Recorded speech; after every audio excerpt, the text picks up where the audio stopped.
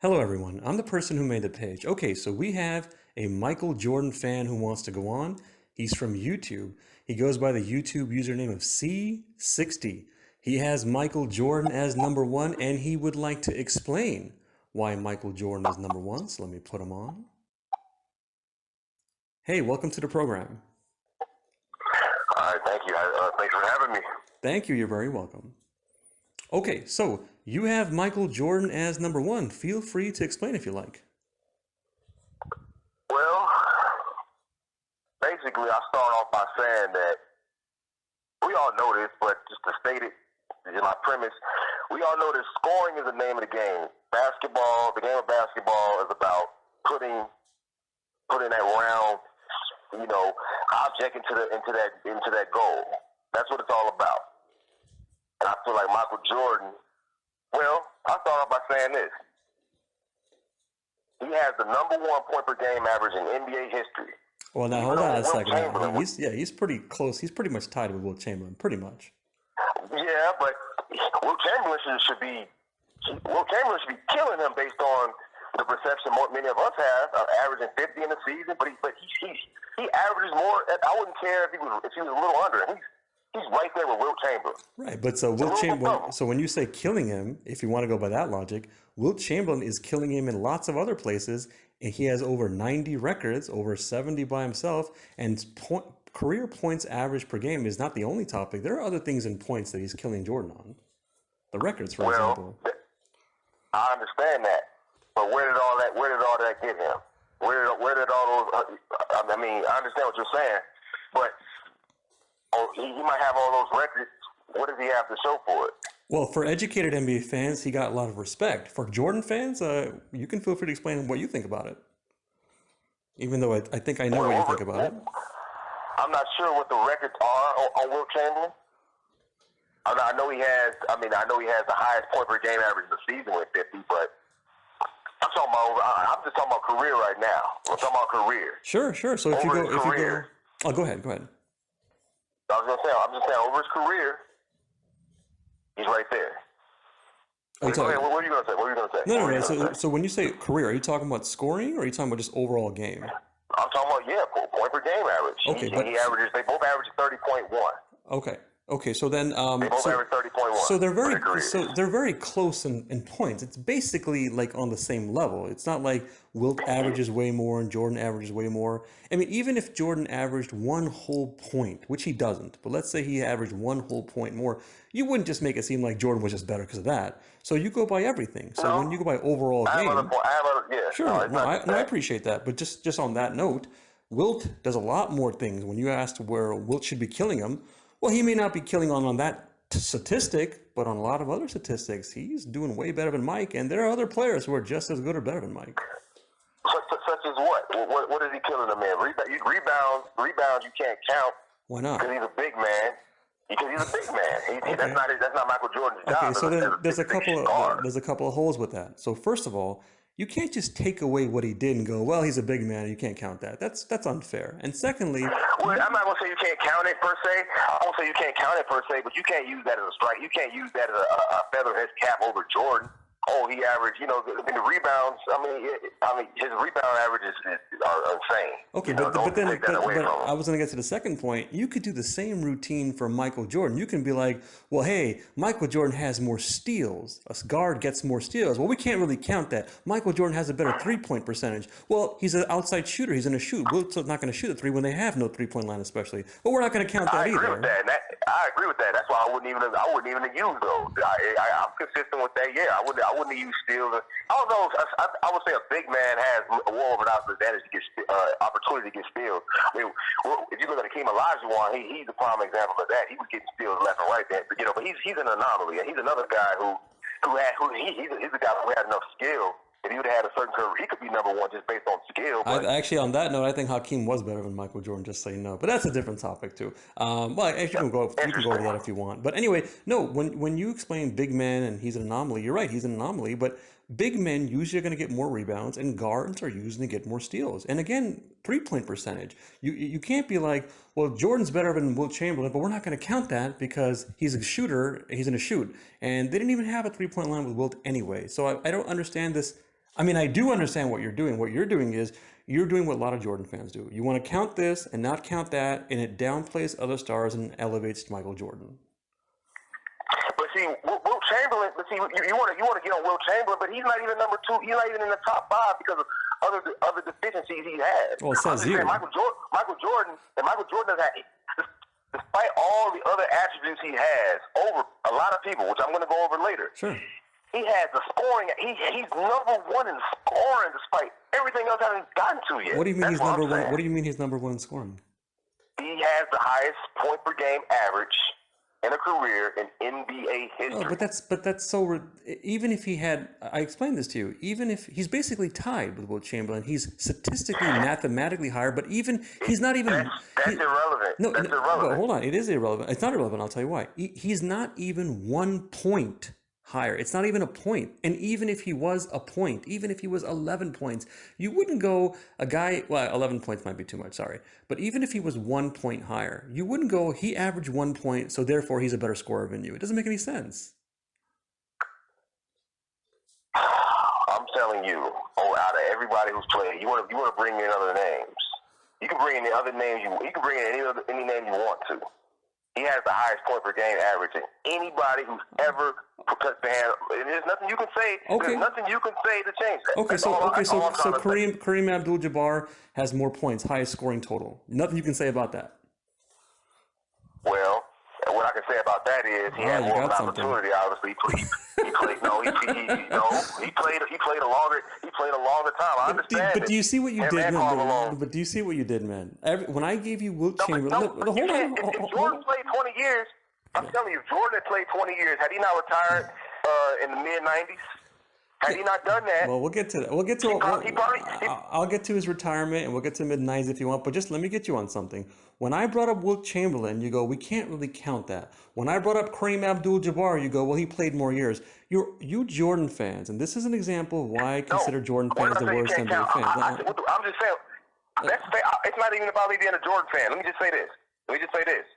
I'm saying you can't compare a shooting guard's rebounds to a big man's rebounds. I don't give a damn what player you're talking about. No, but I explained that too. This is like saying Jordan is a better three-point shooter than Wilt Chamberlain. He has more steals. But then it would be unfair to Michael Jordan if someone said, well, we can't count Michael Jordan's steals and his three-point percentage. That's unfair to Jordan. He had to do what he had to do, and Wilt had a role and did what he had to do. And Wilt didn't even have Wilt didn't even have a three-point line anyway. Yeah, go ahead. I addressed that. That's why that's not a point I would go to. All right, I already said that too. But that's what I was going to get. But that's what I'm getting to. When you say you're not going to count that, you said we shouldn't count this for Wilt, and Kareem played more years. This is an example of what Jordan fans do and why you guys are the worst NBA fans. Because what you do is you'll go, we can't count this. Here's a variable here. Here's an excuse here, and you find ways to elevate Michael Jordan. But my logic is consistent as far as how I evaluate. I don't just do it. You're acting like I just do that. You're acting like a person would just do that with Jordan. I don't know. I can't speak for other people, but I know me. I always had that logic of I'm not gonna sit there. I mean, Shaq was better than Kobe. You know what I'm saying? But I'm not gonna. But when they played together, I'm not going to use the rebounds. You can say that's one of the reasons why he's better, but that's not going to be one of my go-to points. Sure, no, we can get into each thing. So we can go over, if you want, what do you want to count and who counts it, who should have it, who shouldn't have it, and what do you want to go over. But here's the thing, man. When you evaluate a player for a basketball game, you don't cherry pick things. You go by the overall game, unless the topic is specifically on one thing. So if you were having a topic about scoring, then you go over scoring. But if you're talking about this player is better than all the other players, then don't you want to go over everything? Because Jordan might be a better scorer with his less than 1 point average over Wilt Chamberlain. That's what you want to believe. Fine. What about rebounding, free throw percentage, 3-point percentage, minutes played, games played, steals, assists, blocks, leadership, team player, minutes played. I think I already said that. Games played, I think I already said that. But you get the point. Michael Jordan has everything. No, he doesn't. He has everything that you would expect out of a 6'6" guard. You wouldn't expect he does. I mean, you said no, he doesn't. So what? He didn't average 13 rebounds as a 6'6" guard. Like what do you want from the man? Well, but you can. But see, that's what I'm saying. You guys don't get it. You can say the same thing for other stars. Other players have everything, and then if you think they don't, you can say, well, what do you expect from the men? Well, understand as far as talent goes. As far as when I say he has everything, I'm not just talking about talent. There's a lot of guys who mastered every aspect of the game, but how do you maximize that? Like there's certain guys like you can't really get no better. Well, than that. I got a better question. How do you Okay. how do you prove who's maximizing the most out of all the players? Well, you don't know who's maximizing. He's getting the. I feel like Michael Jordan got the most out of it, out of what he was able to bring to the table. When he first came into the league, everybody knew, he was coming. They called the man Captain Marvel. A lot of people knew Larry Bird was coming. A lot of people knew Magic Johnson was coming. Jerry West was coming, etc. Yeah, but let me make another point. Sure. Let me make. I talk about the scoring. All these guys you want to name, I'm going to name Larry Bird. I'm going to name Magic Johnson. I'm going to name Wilt Chamberlain. I'm going to name Kareem Abdul-Jabbar. Now, those names I just said. Now, this I said Michael Jordan has the highest point per game average. Yeah, that's one of your favorite ones. Now, here's what I didn't get to get to yet. Playoff point per game average. Playoff point per game average. Michael Jordan has the highest playoff point per game average. Okay, but again, he's killing everyone. He's killing people in that. But I had the impression from you that you were not going to go on just points, and I'm sure you have more. But it seems like so far your favorite one is points. The game of basketball is not just points. Game. Let me tell you something. Let me tell you something, man. Rebounds are about what? Missed shot. Assists are about passes on made shot. Field goals. Steals, this is a new one. You're taking the ball and you're going down and getting an easy layup, ideally. Blocks is blocking a shot. So are you saying the most important thing or the only important thing is scoring a bucket? The most important thing is scoring the basketball. So what do you do? What do you do if you don't score as much? You just play defense and hopefully the other team doesn't score as much. Well, absolutely. But see, those guys, and you want people to be able to do everything, but the guys who can't really score the ball, like Bill Russell. Let me make this point. All right. Let me make this point. Sure. If Wilt Chamberlain, I feel like if Wilt Chamberlain, had he been on those Celtics teams and he had been the one to win 11 championships, I would have to sit there and say you're probably looking at the GOAT right there. Okay, so now hold on. Now we're going to find out how consistent you are. Now let's flip that around. If Michael Jordan was not on those Bulls teams and he was on a team that wasn't as good, would you call him the GOAT? Well, probably not, but the part of the that's what I say. But that's what I say, though. I'm not talking about just talent. I mean, I don't know. That's subjective. That's really subjective. I mean, you can say it's subjective on who's the greatest. I'm saying who's the greatest, not necessarily who's the most talented or skilled guy to ever play. Although Jordan has a strong case for that as well. But that's not the case I'm making. I'm making he is the greatest player, meaning he had the best career. The guy had 2 3-peats. He won 3 titles. You explain it like it's a boxing, wrestling, golf, or like it's a pool table guy or record. Like it's not one guy doing it by himself. It wasn't one guy doing it by himself. But what did the Bulls do? What did they do when he wasn't there? They lost in the second round. I'm always amazed when Jordan fans ask me that. Can't you do the same thing for pretty much every legendary team that won? When they take out their star, are they as good?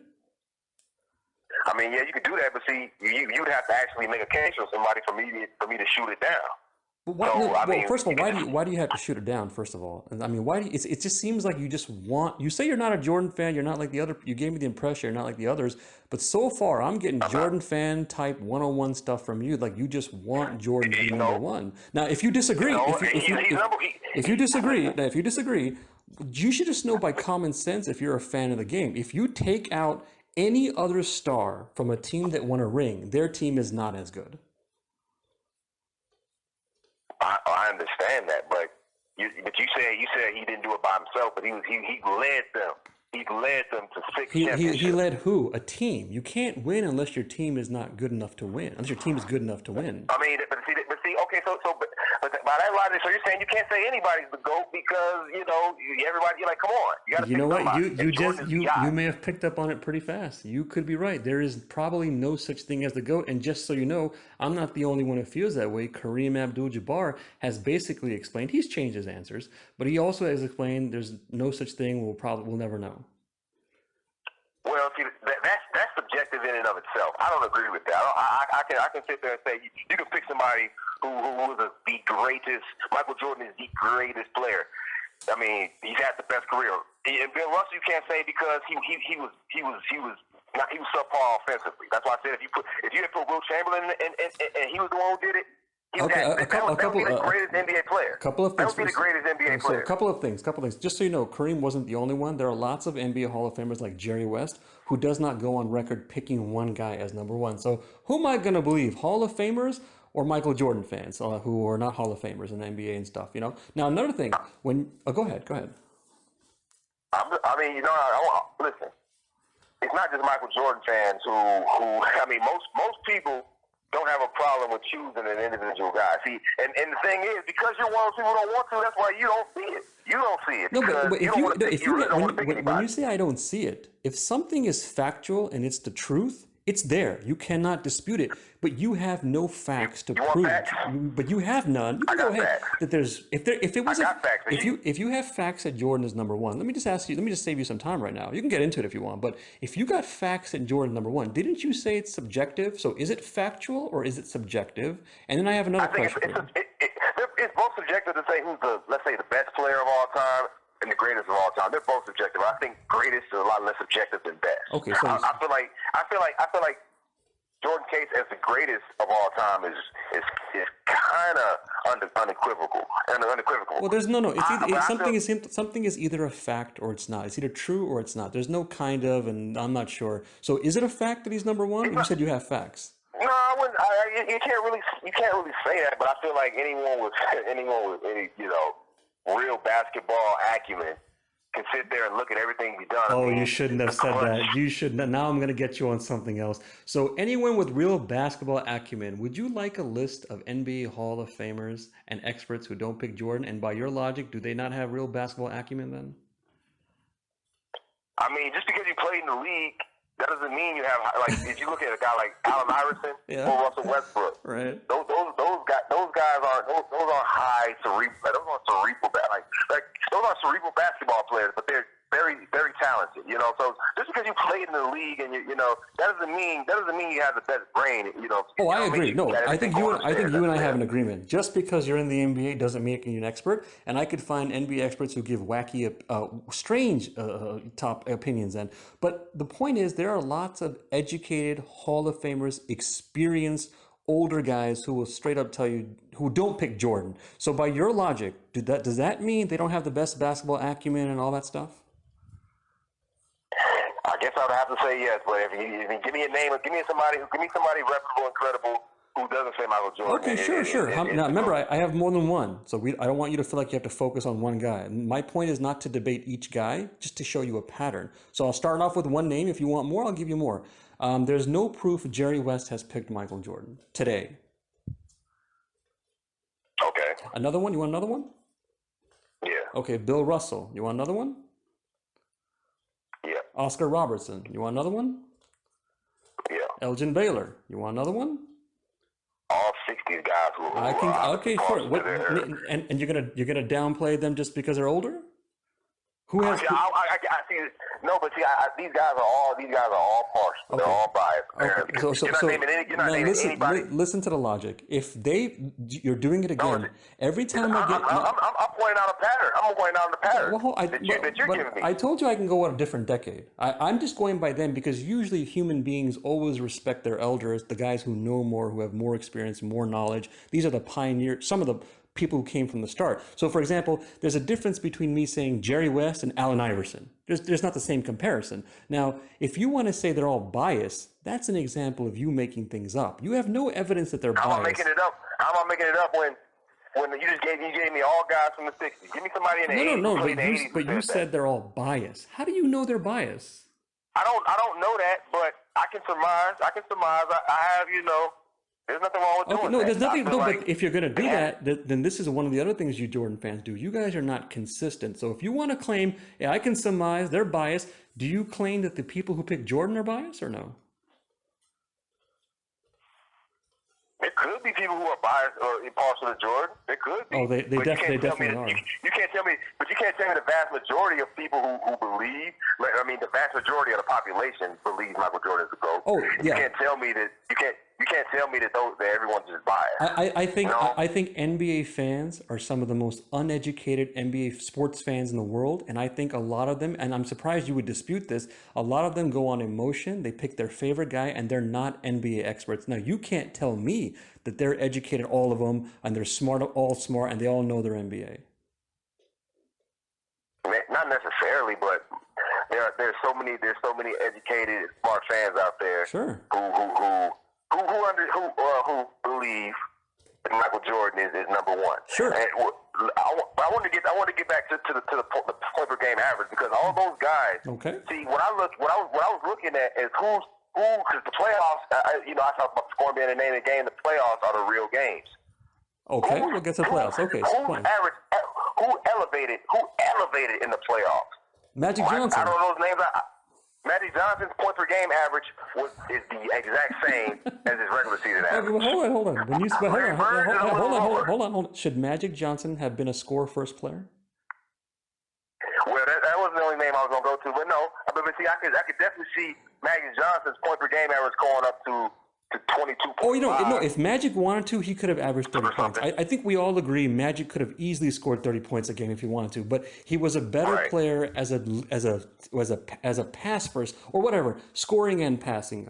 He was a team player, leader. So when you explain that scoring is the most important thing, that means you're going to hold it against Magic for not scoring then? But you're saying no. So it's a contradiction. Which one is it? Well, I would have to, and I have to surmise because we haven't seen it.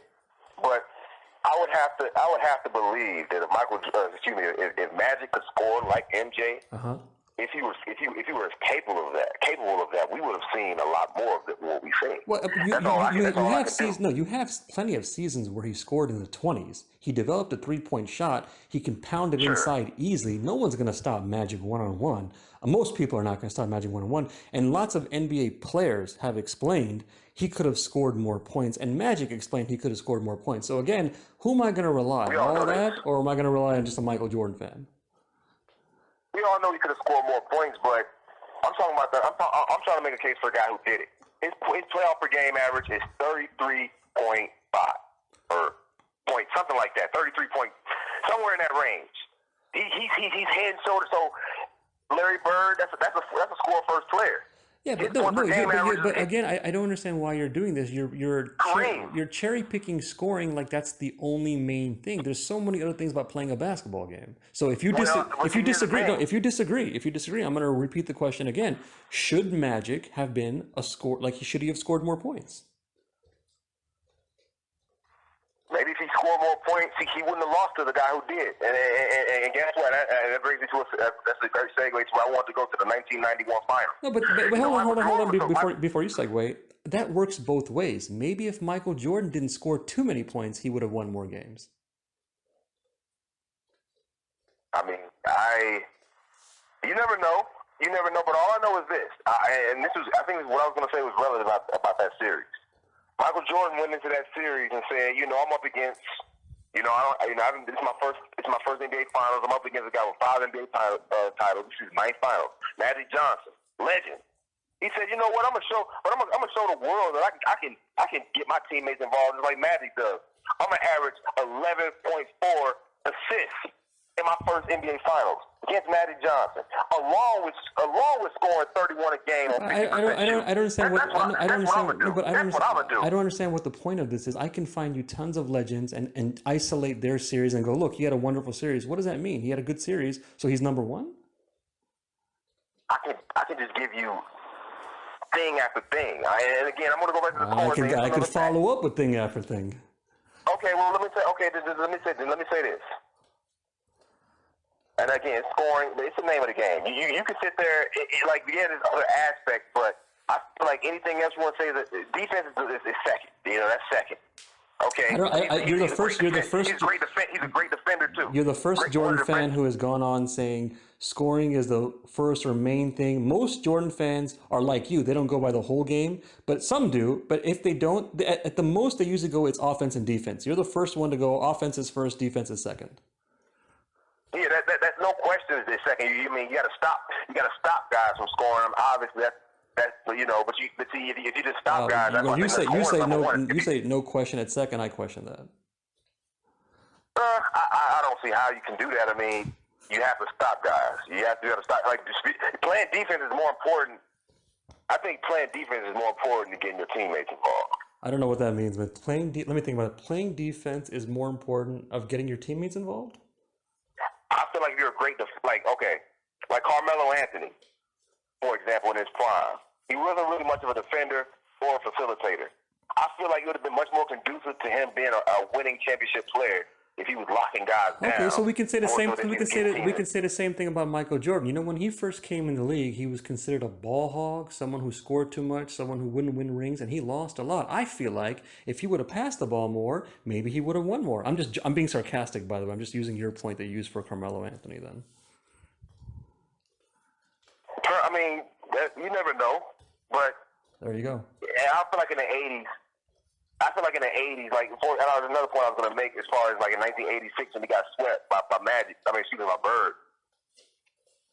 Bird had way more help. Like if you look at those numbers, he had more help. I'm sorry to laugh. The reason I'm laughing, man. No, we know we know his team. You don't have to give us a history lesson. We know he had a monster team. Yeah, he had. So the reason I was you brought up the '80s though. You brought up the '80s. Hold on. The reason I brought up these examples, it doesn't mean I'm going with that. I'm just showing you to be consistent. If you believe something on Magic, Carmelo Anthony, on this series, just be consistent and switch it the other way around to Michael Jordan. And the reason I was laughing, by the way, is because Jordan fans always act like everyone had a stacked team, a nice team, Hall of Fame team, and Michael Jordan. And it was always more than Michael Jordan. And then when Michael Jordan won, now all of a sudden it's not a team game. Now it's Jordan did it by himself. And then when he loses, it's not because of him, it's because of a team. And then when another star wins, it's not because of that player, it's because they had a better team then.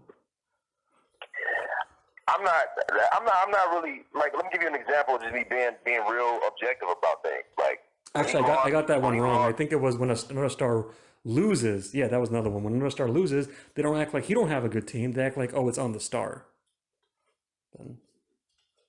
I don't do that. I don't get into that. I'm going to give you an example of me being real objective about Michael Jordan. When he lost in 1995, when he came back and he lost to the Magic in the first round, people want to say he was rusty. I don't give him that out. I respect that. Because I'll give him that out because he dropped the famous double nickel against the Knicks, and nobody was saying he was rusty then. Right. You know, I'm not trying to hear that. Now you can sit there and say they didn't have a chemistry. He was. I think they could have maybe got it done. He got stripped in that series. People don't talk about that. You know, I feel like he could have got that done. Well, before you continue, and I know you're not giving him a pass, but when you say you feel like he could have got it done, you could find examples of other stars in the NBA where you can find something like maybe their team wasn't good, maybe they were rusty, maybe they need more practice, maybe you felt like they could have got it done then. Maybe. Okay. So what are you saying? No, I'm just saying be consistent, man. So if you believe something on Mike, believe it for other players. I'm very consistent. I'm very consistent. Okay. Well, so far, you haven't proven Jordan's number one, and I found some inconsistency with you. Well, I haven't proven me number one. I mean, I feel like I have. If you believe, you feel like you have. I haven't gotten to one. I haven't gotten to another thing, right? Okay. One more thing I want to say about scoring. Sure. One more thing I want to say about scoring. Go for it. Playoff average in points average in a playoff series. 40. Michael Jordan is the only guy to do it, average 40 multiple times in a playoff series. Okay, what does that prove? The only guy to do it multiple times. You got Bernard King. He did it. He's the only guy who didn't do who wasn't. See, Jerry West did it. Elgin Baylor did it, and I'm missing one more name. Those guys did in the '60s, and I do kind of. Let me guess. You think when they played back then, they weren't that good, right? No, I feel like those. You know, the league wasn't as advanced. They hadn't Yeah, got. so they weren't as good. That's just a different way of The putting it. competition wasn't the same. Right? No, they weren't So as good. I You're don't, putting it a different way. Yeah. Right. I mean, no, that's fine. No, actually, to be fair to you, for the most part, they weren't as athletic. yeah. And Actually, to be fair to you, you should obviously feel free to put it the way you want to. So you don't have to say obviously they weren't that good. You can put it the way you want to, obviously. So you feel they weren't as well. Go ahead. What was it again? I got it, but I want to make sure the audience gets it. it wasn't as competitive, and it wasn't as flush with athletic specimens and just super guys like Jerry West and Elgin Baylor. Nowadays, you got superstars. Pretty much. I mean, it's the league right now. There's so much. I'm talking right now, but even in the '80s and '90s, I mean, I feel like you had like superstars, way more stars to contend with. Are you familiar with the Wilt Chamberlain UCLA stories? No, I'm not Okay, actually. let me tell you the story, and I want to see if your opinion changes. In the 80s, Wilt Chamberlain is an older guy. I don't know how old is he, in his 40s, 50s, all right? And he's retired. He hasn't played in the NBA in a long time. And he goes to UCLA and plays pickup games with the UCLA students. And on his team, he has UCLA students. And on the other team, they have in their prime Magic Johnson, Bernard King, AC Green, James Worthy, and I think Byron Scott. Okay, it's a really stacked team, and they're having a game. Magic Johnson throws a sky hook, and Wilt Chamberlain blocks it, and Magic calls, "Oh, that's goaltending. That's game." So he goes next, and Wilt Chamberlain goes, "No, that wasn't goaltending. That was a clean block." And Magic goes, "No, it's goaltending." So they asked Larry Brown, the coach, Larry Brown, "Hey, was that goaltending? Was that a clean block?" And Larry Brown goes, "That's a clean block." So Wilt Chamberlain goes, "All right, fine. Let's do this again. We're going to play another game, and no one's going to make another shot." And this guy blocked every shot. Are you going to tell me that's not athletic? And this guy is 40s and 50s, hasn't played in the NBA in a long time, having UCLA students on his team playing against NBA legends in their prime? I'm not going to say that. As a matter of fact, I talked about Wilt Chamberlain. I feel like what he brought to the table, had he done more with his talent, he definitely had the talent. You said he wasn't even top 5. You said he wasn't even top 5, man. As far as best players of all time, he's top 5. But his greatest, no, he didn't do enough. He didn't do enough with his ability. How do you know that? No, he's not a top 5 greatest player. How do you know that? What do you mean? How do I know what? How do you know he didn't do enough with his abilities? That's what you say. How do you know it's true? Because he only won 2 championships. So how does it? So we're back to that. So again, one guy doesn't win a ring. You need a good team to win. If he had more intangibles, he would have won more than he did. I don't know what. Like, you're just. I apologize, man. I mean, I don't apologize. I'm being real, but you're just making things up, man. Like every other Michael Jordan fan does usually. No, Bill Russell, he had an IQ advantage over Wilt Chamberlain. That's why he was able to be a player coach. He understood the game. He understood the game a lot better. You could be right. I'm not going to say you're wrong. I don't want to put down Bill Russell. Maybe Bill Russell had a higher IQ. Maybe he did not. But you don't know that. You haven't judged their. Do you know what their IQ tests are? Come on, man. Bill Russell was a player coach. He obviously understood the game better. Okay, but now you contradict yourself. But you actually contradict yourself. You said earlier that Bill Russell. I'm not quoting your exact words, so I'm not trying to go on the exact stuff here. But you basically made the point that scoring is the most important thing, and Bill Russell is not as good because he didn't score as much. Now, Wilt Chamberlain scores more than Bill Russell. He's a better scorer, and you rank Bill Russell higher than Wilt Chamberlain. That's a contradiction there. Did I say I really didn't tell you where I rank either one of those players, actually. You said Bill Russell was not that good of a scorer, as good, and you were like, that's why you don't rank him as high. But here you are, it seems like, tell me if I'm wrong, are you not ranking Bill Russell higher than Wilt Chamberlain? It's difficult. I feel like exactly. Wilt Chamberlain was better at basketball. I'll say that without hesitation. Okay. He was better at basketball. Okay. But it's hard for me to say who was greater. Okay. What is it? I don't know what that means. So Wilt Chamberlain's better at basketball, but you don't know who's greater. What does that mean? Greater. When I say greater, I'm talking about who the best. Greatest is the best career, like better career. Okay. Better career, and career encompasses so much. Bill Russell, what he's lacking, he has 11 championships, but in order for you to have a great career, you got to be I mean, you got to be a hell of a scorer, and Russell was not Okay, that. I mean, so Bill Russell won the rings. He was a leader and team player. It seems like you're saying you're not sure who was better, but then you throw it all out the window and go, you got to score more points. in Bill Russell's case, I can't put him to like he has the 11 rings, like I said, but his talent was left some to be Okay, desired. so and as you and as you and that's why no one has him number one. and No, as no one has him number one well, because we know that well, his well, talent wait, left. hold on. What did you say? No one? You mean no one has Bill Russell number one? I've never heard. I know you got what 7 billion people on the planet. So I don't know everyone's opinion, but I've never heard that opinion. Okay. And I know for a fact it's not a popular one. That if anyone does, That's true. That's what I do know. That's true. Though I think the one thing that's true is we know most people, it seems, and this might be changing as time passes, people pick Michael Jordan, but just because people have a popularity contest doesn't mean they're educated, reliable, they know their NBA. People sometimes just go on emotion. Now, when it comes to people who are experts, there are plenty of experts who pick Bill Russell as number one. Do they pick as many as Jordan? Well, when you turn the TV on, no. But now who are you asking? Are you asking people from their time or idiot people today who don't know anything on TV? You know, just because someone's on TV doesn't mean they know their stuff about all the NBA.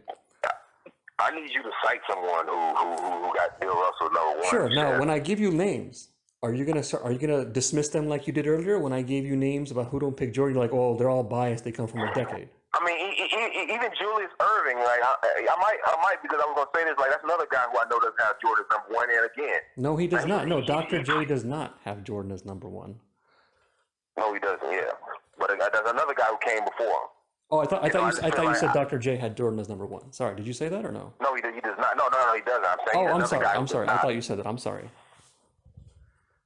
Yeah, no, and it's like I don't know anyone who came before Jordan who has him as number one. It might be. I'm sure there is. What do you I've mean? never heard it. But No, what was that again? No, what do you mean? What do you mean? I've never heard anyone prior, like who came before 1984 when Michael Jordan was drafted. Anyone who played before that period or much before. I mean, I don't know. Magic Johnson, he came in at 79. He thinks Jordan's the GOAT. But I'm talking about. No, actually, Magic. I have learned over the years, and I love Magic the player. I think he's probably the most unique player ever. I rank him over Jordan. I pick him over Jordan. But I've learned over the years not to rely on what Magic Johnson explains. This man will go around explaining everyone is number one. Kareem is the GOAT. Bird is the GOAT. Jordan is the GOAT. I could give you so many more examples. And don't be fooled, man. That guy, Magic Johnson, he thought he was better than Jordan when they played in that time. Trust me on this one, man. He's just a nice guy. But Jordan fans love to cherry pick and go, ooh, Magic picked Jordan. Larry Bird picked Jordan. It's not exactly true, man. They did pick Jordan, but they also pick other people. Well, okay. I mean, you want to talk about other people's opinions. No. Sorry to cut you off. I apologize, but I don't want to let that slide. Remember, you brought up. I'm following up to what you explained. So when you bring up what people in the world think and what a lot of people like Jordan, I'm following up to you. I'm hoping you be consistent at that point. I feel like I have been. I mean, no, you have not. I've shown you plenty of examples where you're not being consistent, man. Give me one. All right. Well, we could just let's just continue because then it's all on tape, so they can just play a tape back. But I mean, to be fair, okay, to be fair to you, you did ask the question. I want to be fair to you. Okay, so give you one example. Let me think here. The popularity contest. Rack your brain. What was that? No. No. Go ahead. What was that? You make the assumption that everyone who picks Jordan. It's not, and I told you prior, and that's how I know that you have a certain bias within yourself. Wow! It's really projection. You're really projecting when you say that because I know for a fact that I'm not partial to Jordan. I'm only 25 years old, sir. With Michael Jordan. Well, there's a couple things. There's a couple things I wanted. You said you're not partial to Jordan. You're going on a program that debates Jordan fans. You want to prove Jordan is number one. You have him as number one, and you've been so far. You thought you've proven that Jordan is number one, and you want to tell me you're not partial to Jordan? I I can't say I've proven it because it's subjective, which I've already admitted. Yeah, no, you Like, did. it's not I really apologize. I subjective. apologize. Maybe I gave the wrong impression. It seemed like I know you admitted it was subjective. It seemed like from your I didn't say side. proven. Yeah, it's what I'm saying is just real Mhm. quick. I'm sorry. It seemed like from your Go ahead. side that you were painting. Thank you. It seemed like from your side you were painting the picture like you think you have proven Jordan is number one. Do you not agree with that? Let me rephrase. I did say that. I'm not going to deny I said that. I feel like so far I've been making a strong case. So, and I still have more points I didn't get to. I mean, because you kind of cut me off. I just want to just get that out there. Let me get this out there. The only player Well, that we're having a averaged give and take. over But, you know, 40 in a playoff series multiple times. He didn't do it we just agree to twice. interruptions. He didn't do it just 3 times. He didn't do it just 4 times. He did it 5 times. Nobody else did it more than one. What? And he's really What are you talking about? he's really only like one of 5 players to do it. No, what are you talking about? Scoring? The What are other you guys talking only about? did it 1 time. What are you talking The about? only guys Scoring? only No, what are you talking about? Scoring? What are you talking about?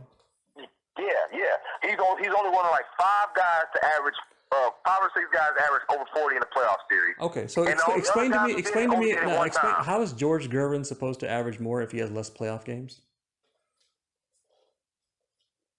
I'm talking about a playoff series here. Yeah, no, He's playing playoff series. I'm saying playoff games. How is a guy supposed to average more if he has less games?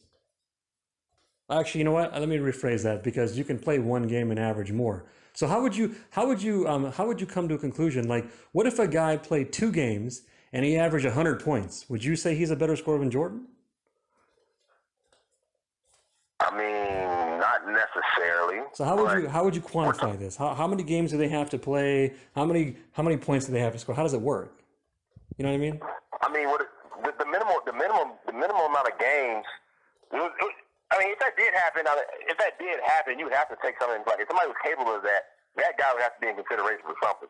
Well, wait, hold on. There's a guy by the name of Wilt Chamberlain. He didn't average 100 points, but he did those type of things where he has these monster numbers. He has over 90 records, over 70 by himself.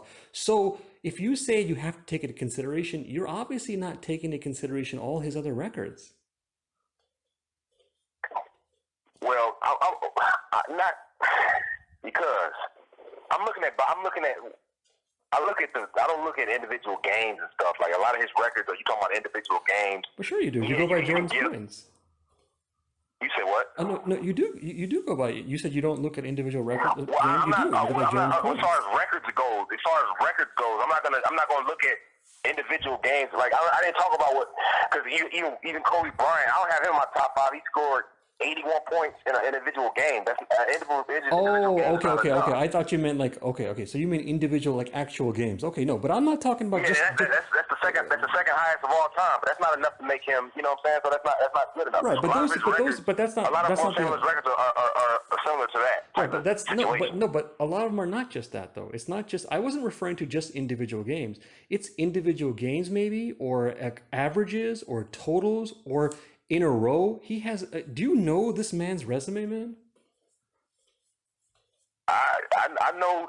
As far as the body of work of what I'm talking about, I do have some knowledge of a lot of his. Well, then I'm surprised that when a guy has over 90 records, over 70 by himself, that you wouldn't even put him in a top 5. When you said earlier, if you were making the point that if a guy averaged 100 points, we got to consider that. You're not being consistent. If you're going to consider that because it's so amazing, why don't you do that with his other areas where he's so amazing then? Because he didn't do it in the capacity what I'm referring to with Jordan. What do you mean? I'm saying he averaged all these points, over 40 points. Like Wilt Chamberlain, he's not even on that list. I said he's one of 5. Like Jordan, one of 5 or 6 guys. Wilt Chamberlain's not even one of those guys. He can't even do it in the playoffs. I don't know what you're referring to. His playoff point per game average. No, let me make this point real quick. Yeah, sure. His playoff point per game average is severely lower than his regular season average. Okay, but again, you keep going to points. Points is not the only thing a player does. If points is the only thing, then according to Adrian Dantley, is one of the top 3 players of all time. Who said only? I'm not You no, disputing that, you but tell me did. it's not the most. You said Tell me it's points not the. was you Tell me said it's not the most important thing, no. though. Yeah, Tell me scoring is not the most no, important aspect of but basketball, son. Tell me it's not the most important well, I aspect. think I did already. But anyway, I'll do it again. You explained earlier that points is the It's not. number one thing. Defense is number two. It's the most important thing. But now you go, who said it's the only thing? You're painting a picture like it's What? points. You're going by points Let mostly. me ask you a And question. Let me when I ask you a bring up question, other things, Peter. you go, well, Wilt Chamberlain has rebounds. He's a bigger guy, and like you're just going by playoff points. You're into points, man. Obviously. What's more important than scoring the basketball? Answer How are that. you gonna score the basketball if your team doesn't get if a guy gets a rebound and passes it to you, he scored. You're acting like Jordan got the ball from the tip off and he just scored every time and nothing else matters. It doesn't make any sense. I didn't say that. I'm just I saying know you that. didn't say that, but you're painting that picture like you go by points. That is the number one thing. Again, you said defense is number two. You went to playoff points. You don't count Wilt Chamberlain's rebounds because he's a big guy. It's like points, points, points, points. I count it when I'm comparing them against other bigs. Yeah. I don't understand. So is points the only thing or it's not? I know you know it's not, but you're going by points It is mostly. the most important thing. Okay. That's what I'm stating. And That's how do what I'm asserting. Not these and I'm don't saying say. you're making things up, man. Scoring is the most important thing. Your bias is not allowing you to see that. I don't understand. I don't understand. Here I Jordan was am. the best scorer. Here I am going Jordan was by. the best scorer. Here, hold on. Here I am going by a player's whole entire game. You're going by scoring, and you call me biased. You're the one being biased. See, his scoring led to 2 3-peats. No, it did His not. scoring led to 2 His 3-peats. scoring helped lead through points. It wasn't the reason. It wasn't. Obviously, it wasn't. But see, he did those things simultaneously. Okay, so explain to me. So explain something to me. Michael Jordan scores 30 points a game and wins a ring. Wilt Chamberlain scores 50 and doesn't. So you just contradict yourself. Because there are other notes. Because you're putting words in my mouth when you say I think it's the only thing. Obviously, it's not the only thing. Otherwise, Wilt Chamberlain would have won more. I know that you know it's not the only thing. I know that, but that wasn't my point. I didn't say that you know you're acting like it's just one thing.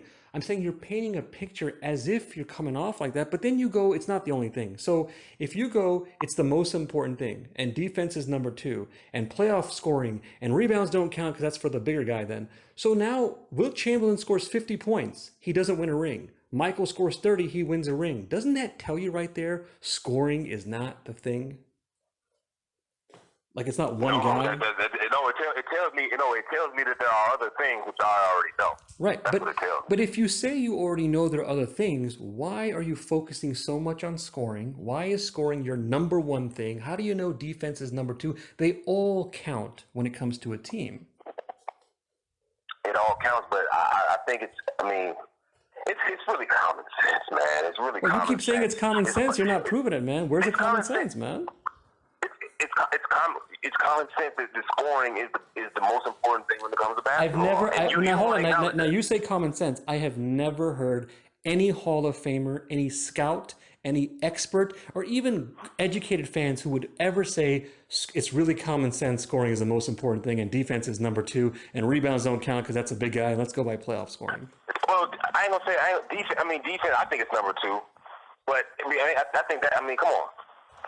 Like you can't win if you don't score. Like you can't. You can't win if you don't get a lot of rebounds, and you can't win if you don't get play defense, and you can't win if you don't have a good field goal percentage. No, I'm saying you can't. Like I'm saying, when the game starts, and if the ball doesn't go in the hoop, there's no game. Right, That's what I'm saying. So again, Wilt Chamberlain scored 50 points. And but we're talking about the greatest player. Right. And Hold on. You said you can't win if the ball don't go in the hoop. The ball went in the hoop just as many times or more for Wilt Chamberlain, and he didn't win as many rings. Well, I know. Well, number one, it didn't go in over a career basis, and definitely not in the playoffs. Definitely in the playoffs, it didn't go hit the ball and go in the hoop as much. Definitely, he's killing them. Like he's averaging like 11 more points. If you playoff average, he's averaging like 11 more points than Wilt Chamberlain. Okay, so now we're gonna have a new topic: why these things happen. But I'm still gonna get you. I'm still not gonna let you go on the first one. If your point is scoring is the most important thing, and you're not gonna win without scoring, again for the millionth time, Wilt Chamberlain scored 50 points a game, and he didn't win as much as Jordan, right? You were talking in circles, man. Because you're not getting it, man. No, I am getting it. I'm getting it. You're trying to paint the picture that I think that everything else doesn't matter. I'm going by what you put on the plate. If you feel like you got something to prove it. I'm just going by what you explain, man. Yeah, I get that. But even when I brought up the 1991 finals, I talked about the assist, and I'm like, 31-11 against Magic Johnson. I addressed that, man. You can find lots of stars who have a wonderful series. You're cherry picking one thing for Jordan's series and going, he's number one. I'm just saying that's one of the ones. I mean, come on. He never. I looked at all his final stats, and he never averaged nowhere near 11 assists. Right. So explain to me how another player is supposed to. To me, well, this doesn't make any sense. I was gonna get to that. Yeah, let me finish this point. All right, go ahead. Sorry. I feel like Michael Jordan. To me, that just because he never really averaged nowhere close to 11 assists in any other series. To me, that just told me like, man, this man just said, you know what, Magic Johnson is one of the guys who I know he's one of the greatest to ever do it. I want to show people that I can kind of do what he does. But I thought you said earlier. I thought you said earlier, scoring was the most important thing, and assists was this, rebounds was that. Like you downplayed assists earlier, but now you're elevating assists. I never downplayed it. Now you did. Now you did. Remember when I was telling about Magic Johnson? Should he have been scoring first player? Should he have passed less? And you were going through everything. Not everything. You were going through like, well, rebounding is this. Assists is this. This is this. But scoring is a thing. But now here you are elevating assists. It's not even about me elevating assists. It's just me looking at a guy who had the intangibles and say, man, I can do what the hell I want to do. Right, and actually, you should. So what you're doing is, I know. You said that 3 times. We know you love Jordan. He never did it again. So it's like this guy can do whatever he wants to do. Right, but again, I could find you players who could do whatever they want to do. What you're doing is, I'm going to tell you the problem, man. You're not going to agree with me. I know you're going to disagree, but I know what's happening. You like Jordan, man. He's your guy, and you have been brainwashed into just going whatever Jordan is. And look, he had this series. He got this many assists. He did this thing. And you don't research the other players who did wonderful things. Six finals MVPs. No one else. How is John Stockton supposed to win a finals MVP if he doesn't go to as many? He didn't. Why didn't he go to as many? Apparently you know why. Why don't you tell me why he didn't go? No, you asked me that question. Yeah, I gotta ask you a follow-up question. That's fine. You know the answer because he doesn't have a good enough team to win. He would have won. I bet you. I tell you what, he would have won. He would have won championships had that guy not been in the way. By the way, but yeah, go ahead. Well, that's what you say. So I'm going to flip that now. Again, you don't know that. You're just making things up. But let's flip that around. I hope you're consistent. Michael Jordan would have won more in the 80s if no one else played the NBA. I mean, what kind of logic is that? They played twice in the final. That's what I'm in reference to. Yeah. I mean, I think, again, you always say making things up. Yes. I guess you don't like to surmise. That's all I'm doing. I feel like you always use the term making things up. Because Jordan fans do that. You guys do that a lot. You always use the term making things up. Yes, no, because you guys do that a lot. What I'm doing is surmising. I feel like it's safe to say that the Utah Jazz would have probably beat whoever came out the East. I mean, they got to the finals 2 years in a row. I mean, you don't. Obviously, I don't know that, but I'm surmising they would have won. You can't have. You've done that before. You can't have it both ways. If you say it's complicated and you're not sure and you don't know, I respect that. But then you jump ship and go, it's complicated and I don't know and I'm not sure, but I'm surmising. Well, which one is it? Do you know or you don't know, man? No one. You can't know what. You can't know the unknown. Okay, so then what you're doing is... You can have an opinion on what would have taken place. No, you can't. I'll tell you what. Certain variables fell into place. There's a difference between an opinion and just guessing. Here's what I mean. If you said, I'm guessing that the moon does not have aliens, okay, you're guessing. If you said, in my opinion, the moon has aliens, that's making things up. Okay, fair enough, I suppose, but I'm not the only. I'm not in the minority of people who think that's true. It's not even. You brought up John Stockton. Okay, I could give you a bunch of other names, man. That was just one guy. But you want to talk about like,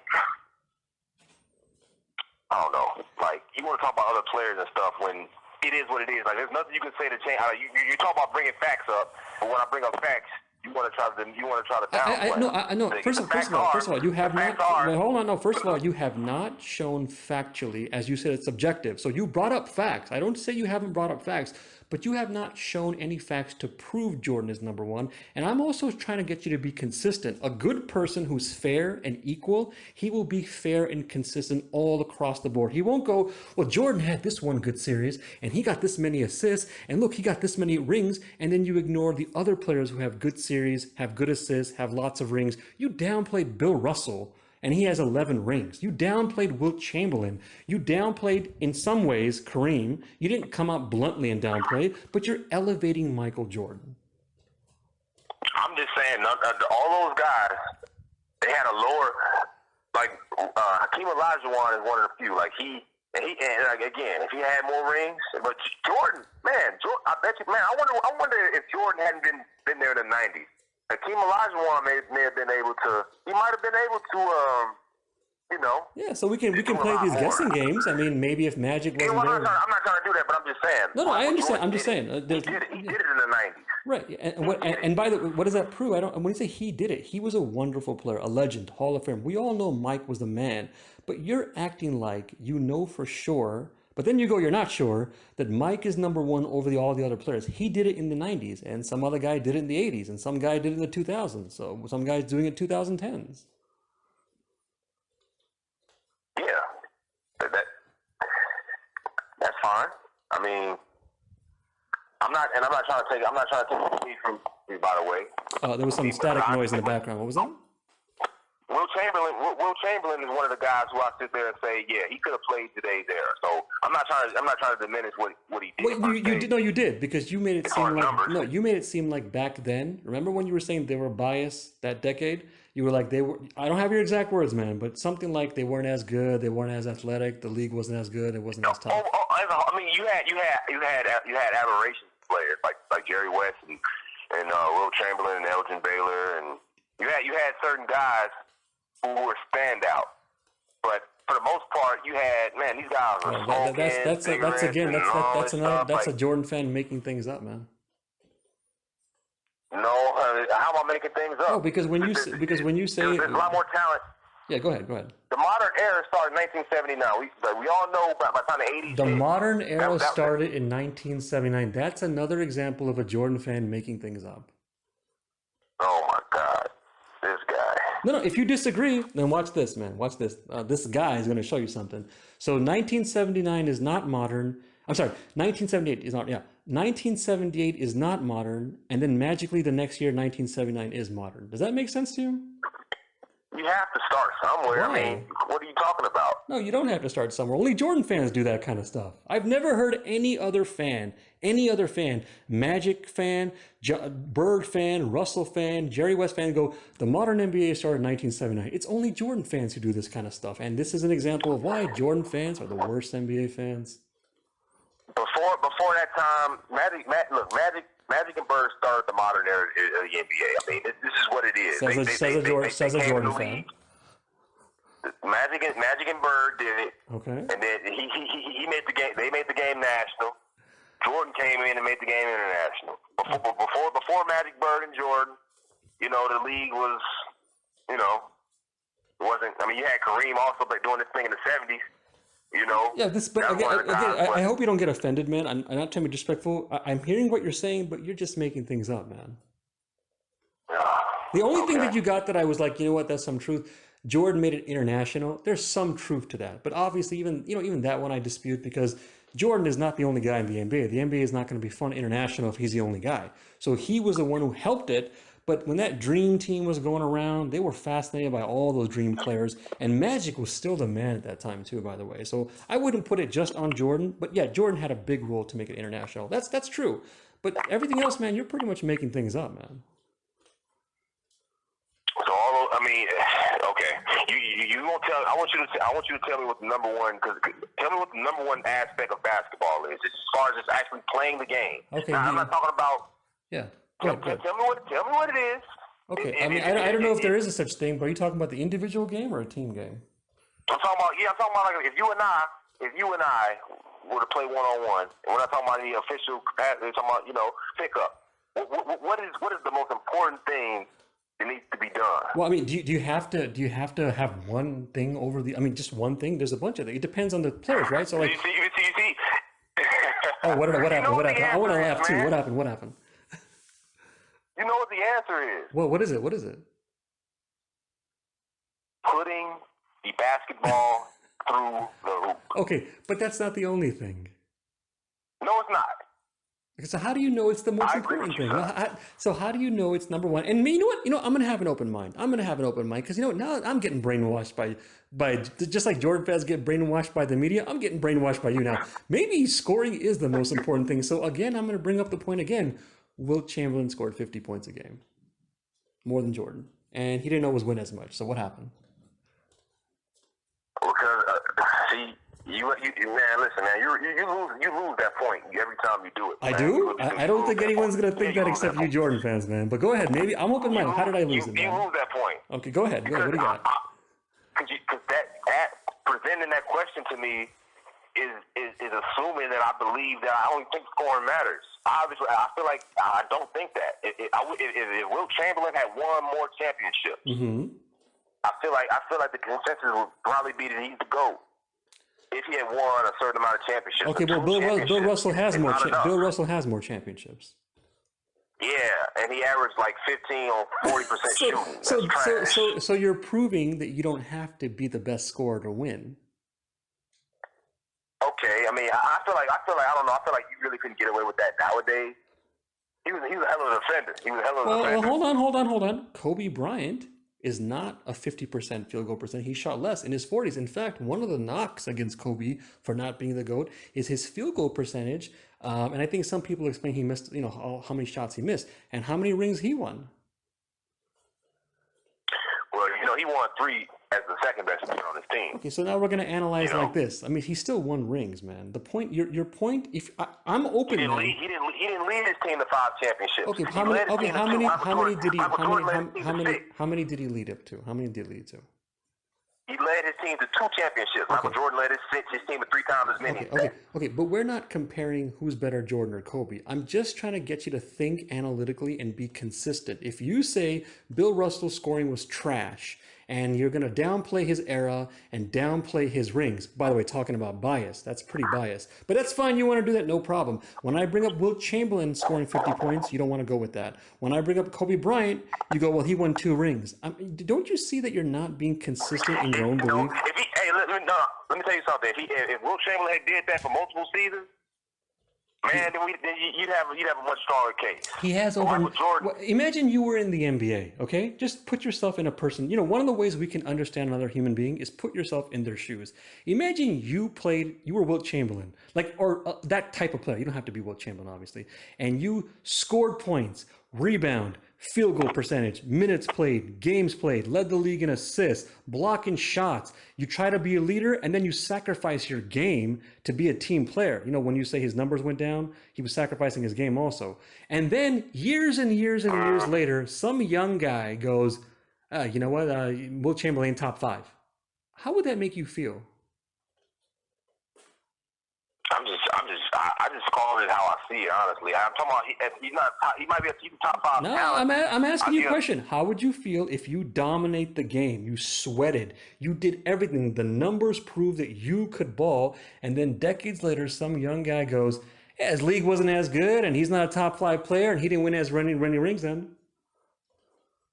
I mean, even Wilt Chamberlain himself said that Bill Russell was better than him. I'm asking you, how would that make you feel? I'm asking you, how would you make that feel, man? How would you feel, man? I'm trying to give you. I mean, I don't know how I would feel because I don't know how I would feel about myself. I'm trying to give you insight as to how. And we can get to that. I'm not going to dodge that. But I'm asking you wouldn't like it. You would feel disrespected. Some people, the last guy who went on, he explained that he might feel like I think it was him. I think he explained like a slap in the face. Like it's rude to him.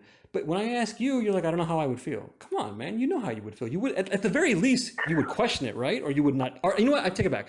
At the very least, you would not agree, right? Maybe you would agree. Maybe you wouldn't care. I don't know. If you gotta win, I mean, you have to win. Like I'm talking about the most important. Like you have to win. Okay, so Bill Russell won 11 rings. That's what I'm saying. Bill Russell won. That's what I'm saying. Yeah.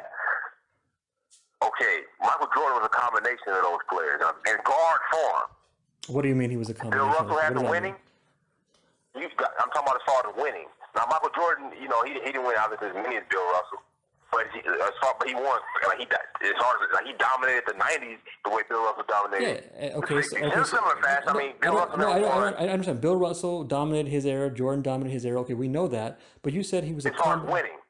Okay. So, but I'm saying as far as you got statistical dominance. What do you mean? At least scoring. I mean, Michael Jordan, he didn't put up absurd numbers really in any other category, but you knew he could do. Oh no! I don't dispute. No, I agree. I don't dispute Mike could do other things. He's not just a scorer. But what my thing is on Mike, Mike was basically, okay, I didn't say it's the only thing, but he was basically a scorer. They built a team around him, that triangle system. They had a really stacked, wonderful team. You Jordan fans think everyone else has a good team, but Mike had a stacked team, and the proof is in the pudding. 2 3-peats, 6 rings, 72 games in a season. That's a stacked team. They had a Tony Kukoc off the bench. Really good team. And Jordan, they built it around him. That's why they won, because of his skills and the team. Now, other players, when that happens, you downplay it. The era sucks. His scoring wasn't as good. He didn't win rings. You're just finding ways to elevate Jordan. I feel like this might. I'm downplaying the pre-modern era. Yes. Okay. Okay. Fine. Okay. Go ahead. I'm sorry. Go ahead. Certain players in like Wilt Chamberlain, I have the utmost respect for. Okay, so there's a couple of things I want to go. When you say you're downplaying the past era, is that not being biased? Because you accused me of being biased. But I'm talking about emotionally invested type stuff. I'm not on that. Like, I just feel like. Well, you're not going by. Well, you have no factual way to prove that the modern NBA started in 1979, and you have no factual way to prove that they were not as good back then. So if you have no facts, then you're going by what, emotion? I'm just going by. No, I'm not necessarily. I'm just going by my evaluation, how I see things. Okay. 1979 when they introduced the 3-point line. Okay, so it's a lack of education. That's what Magic and Bird. Okay. No, it's a lack of education. If you're not going by stats and you're not going by emotion, then it's a lack of education. It's wrong, man. It doesn't make sense. If you really believe the modern NBA started in 1979, then that means, again, 1978 wasn't modern. Magically, next year, 1979 is modern then.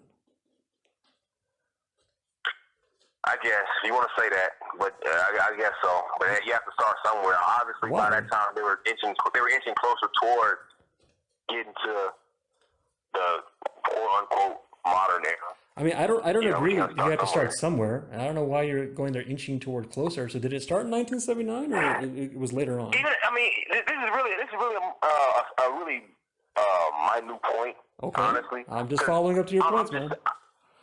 This is my new one, but fine. If you want to disagree with that, I'm fine with that. I won't reference that anymore. But all I know is back then you had lesser teams. Oh, so more teams make a better of an NBA. More teams make the NBA better. No, not Okay. necessarily. But not necessarily. But I'm just saying it was different then. That's all I'm trying to say. I'm not gonna. I heard the debate. I'm not gonna go down that same route. I'll make that same case that when you condense the talent. Yeah, I've made that case, against somebody else before. I've done it in the past, so I'm not gonna make that. But I'm just saying, things were different then. Still, like we have 30 teams. Like we have 30 teams now. Well, hold on. You can't have it both ways. If you say you're not gonna go there, you're not gonna disagree. You agree. All I'm trying to say, I know where you're about to go. All I'm trying to say is that is one of the big differences from now and then. What do you mean though? What do you mean? Like, what's the difference? They have less teams. So what does that mean? It doesn't mean anything except it's different now. Okay. It's a different era. Different. There's differences, yeah. Like they wear tight pants today. I don't like the tight pants, for example. Or like some people don't like it that they shoot too many threes. Yeah, that's not a matter of an opinion, obviously, and the pants isn't obviously an opinion too. But what is the difference that make it seem like to you the NBA wasn't as good? I'm just looking at the height. Like you didn't like Wilt Chamberlain was the only guy. I think Wilt Chamberlain, when he was playing, he was like the only guy, only 7 foot in the league. No, that's not true. There's a guy by the name of Kareem Abdul-Jabbar. I'm talking about the 60s. Okay, so now we're going Yeah, to okay. I So just I thought the modern NBA started in 1979. it did. So what happened? What But happened in okay, the 70s? I mean, Kareem Abdul-Jabbar. I'm really thinking about the '60s because that's when Bill Russell dominated. And but yeah, you're right. You're right. I'm not gonna. It started to change, but now you got 7-footers all over the place. You can No, name no, one actually, guy, no, and no, that guy actually, was no, no, great. no. You said you played the last podcast, so you should know. You have 7-footers, but you have less dominating 7-footers like they had in the past, and the All-Star game doesn't even have a center position then. Yeah, I heard that. But again, if we're talking about a Jordan. I mean, they had seven. They had, that's the era.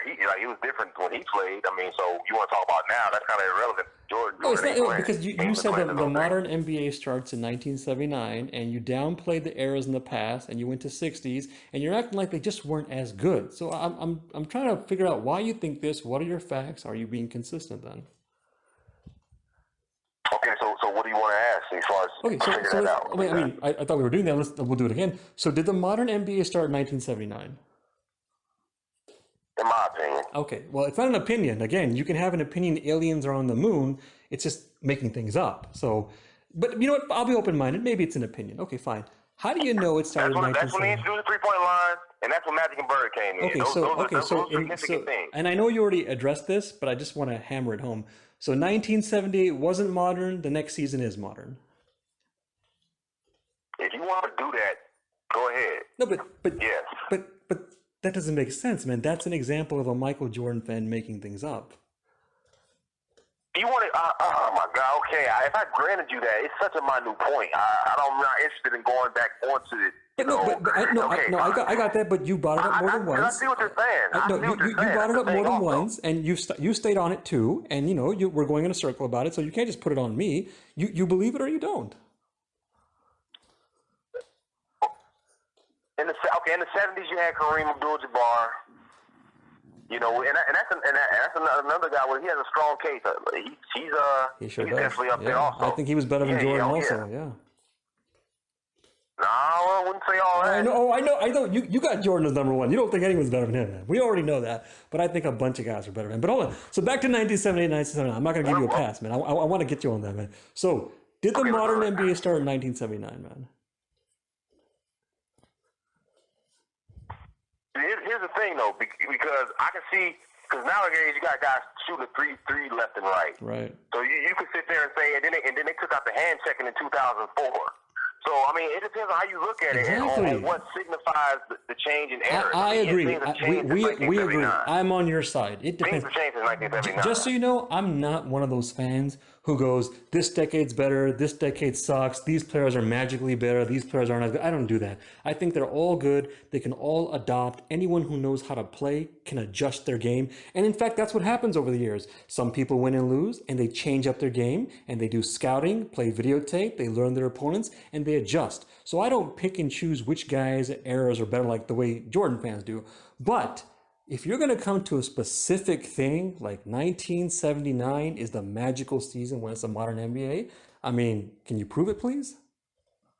I already said it's my. I use the word opinion. I feel like I don't know. I guess that separates. I don't know. I guess the amount of talent there was in the league and athleticism that was in the league. I feel like it was more spread out. Like it wasn't as top heavy. How do you know that? How do you know this? Just being a fan of the game. I mean, I don't. A lot of those guys, you can't even. A lot of the guys who played the '60s. I'm not trying to downplay them too much. Well, you are downplaying them, man. You said Bill Russell's scoring was trash. I'm not downplaying them in a vacuum. No, but when you say Bill Russell's scoring or whatever was trash, something like that, and then the NBA wasn't as athletic, wasn't as good. I think you said strong, as tough. What are you doing, man? You're saying the NBA started modern era in 1979. You are literally downplaying stars and other eras. Not in a vacuum, but when you compare them to like the '80s and beyond, yeah. Okay, so I feel like the league was more widespread with talent and athleticism. Well, I mean, around that time. But I mean, when you say you feel like, I mean, you can feel whatever you want. When you have a belief about something you think to be true, where are the facts? Go by the facts. So For example, there are players in the 70s who played in the 80s. So when you go, I'm not, forget about 1978 and 79. That's 1 year. Now you can even go by a few years. There are lots of players who played in the 70s and played in the 80s, and some went to the 90s. Yep. Absolutely. So if you're going to explain it wasn't as good, and this is when the modern NBA started, this is when it was the top dog NBA or whatever, then how do you explain that there were players from the so-called non-modern NBA who came in and played just as well in the modern NBA, so-called modern NBA? So let's look at a guy like Kareem Abdul-Jabbar who played from 69 to 89. All right, I know where this is going. His boards came down drastically once he entered what I deem to be the modern era. Okay, what a coincidence. So his boards came down, so therefore it must mean because the quality wasn't good. That's how you analyze the things? thing is, but I just kind of stumbled upon that. I haven't known that for that just kind of happened to work in my favor. No. And I'll tell you why it doesn't work in your favor. I'll tell you why. This is not how you analyze things. When you analyze something, you go by all the facts, the bigger picture, everything, and you put it together. You don't cherry pick. Like earlier, you cherry picked the 91 series with Magic and Jordan and his assists and how he won rings. You go by, in this case, with Kareem, you're going, his rebounds came down, and it must be because the NBA was not was tougher. That's one category. And it doesn't mean it's because the NBA. It could be a number of things. It could be, for example, he's getting older. You can't expect a guy in his late 30s and early 40s to keep scoring and doing as well. And there are other players. Oh, go ahead. Well, I don't have the numbers in front of me, but if you're a 10-year vet, no, you should still be getting them. Like by 1980, he's in the league 10, 11 years. He wasn't that old. Okay, so Michael Jordan, he won Finals MVP. Okay, so Michael Jordan, MVP. Michael Jordan's stats went down too. So no, man, I think the NBA was better and he couldn't handle it. I'm being. What do you mean his stats went down? I'm being sarcastic. His stats are not the same in the 90s as they were in the 80s. You know that, right? No, yeah, his score was more ridiculous in the 80s. Yeah, but that doesn't mean that he went down as a player and the NBA got tougher. No, I'm not. I wasn't trying to. Well, I guess I was, but I don't really know for sure what it is. I mean, attrition could have been a part of it, but I doubt it. Being in the league, and again, I don't have numbers in front of me, so I can't tell you when to drop off. I just know you can see in the early 70s. But the man came in 1969. He's in his 20s, and you're in the 80s. He's in his late 30s and early 40s. You're really not going to understand the difference between players. Not in the early 80s, not in the early 80s. In the early 80s, he still could have been averaging 15, 16 boards. And I don't believe he was. And I've explained there. First of all, the drop off isn't that big. It wasn't like he went from 29 rebounds to 3. It wasn't that big of a drop off. But even when there is a drop off, it happens with every player, including Michael Jordan. There's going to be a drop off, but you don't go, well, there's a drop off, therefore the NBA was not modern and it is modern. And then there are other factors. He's getting older. And then there's other factors. Maybe the team is such a good team, they miss less shots, so he gets less rebounds. Maybe his minutes are different. His role is different. And there's just so many things to quantify. But but then here you say true. And I like it that you go, you're not sure. And I know earlier you explained on something else. It's complicated. Like, that it depends.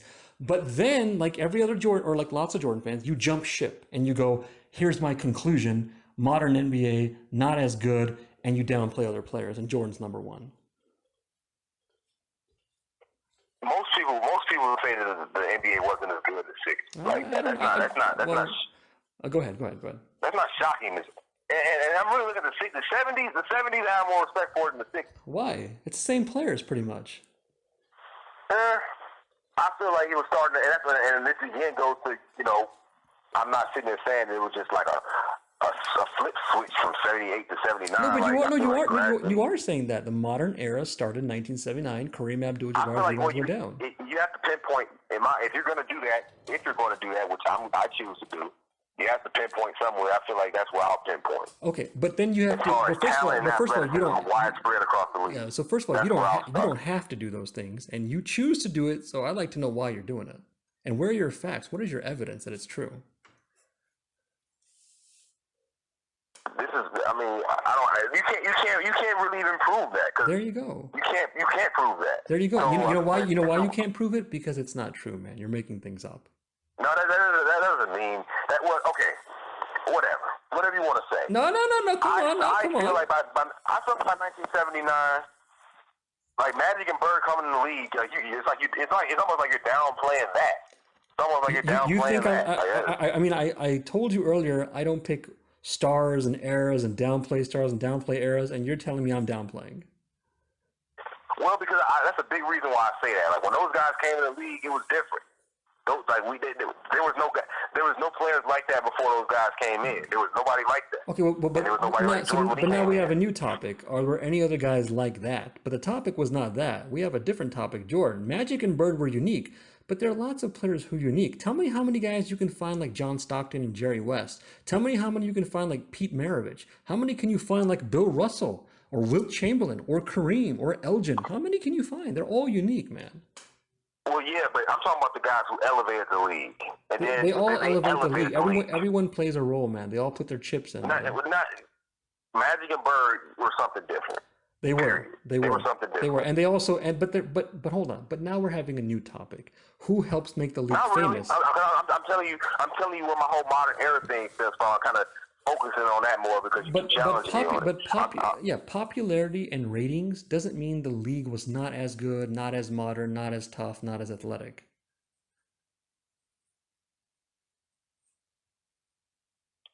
You don't think so? I know so because there's no way. First of all, anything in most topics, if you have a disagreement, prove it. Go by the facts. So I know you have no facts to prove it, not because you're lower, just because there is no such thing to prove. There's no way to prove it. Now, if you say, "Oh, it's just tough to do it," I'm open-minded, man. Okay, if you got something, let's go through this step by step. So we're not going to claim one year was better and then the next year was magically better. That doesn't make sense. We're not going to claim that all the leagues sucked because some of the same players in the sucky years played in the good years. There's no statistical data that shows a big drop-off in all the numbers for all the stars when it comes to pre-modern NBA versus modern NBA, and just use common sense. None of the players, experts, fans, and Hall of Famers from those times will go, yeah, it's such a big difference, man. I know back then you also had a difference in pace. Like they played, they played so much faster, and way more shots were going up, and it was dirtier, and it was more physical. Yeah, with less athletic players. That's what you say. It's less athletic. You don't have proof on that, man. When I talk about the athleticism, obviously we're talking about, and this can be proven, we're talking about black guys. Okay.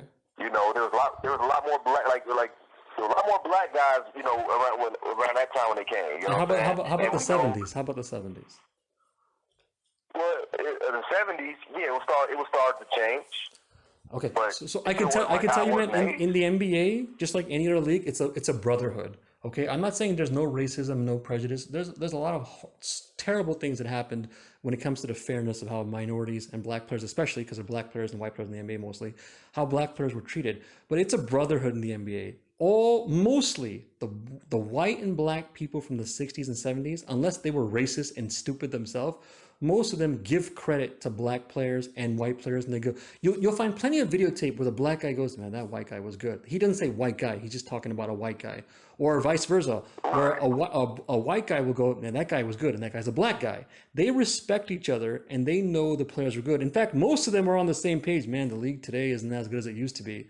Now, you want to tell me there was less black guys? Well, the 70s had a lot of black guys. And then number two, you don't got to be black to be balling. I can give you lots of white players who can straight ball. Jerry West? Kenny Smith had a really good story on Jerry West. He goes, and I don't have his exact words, man, but he goes, Kenny Smith is, right? From TNT? Yeah. Okay. He explained, he goes, what was that?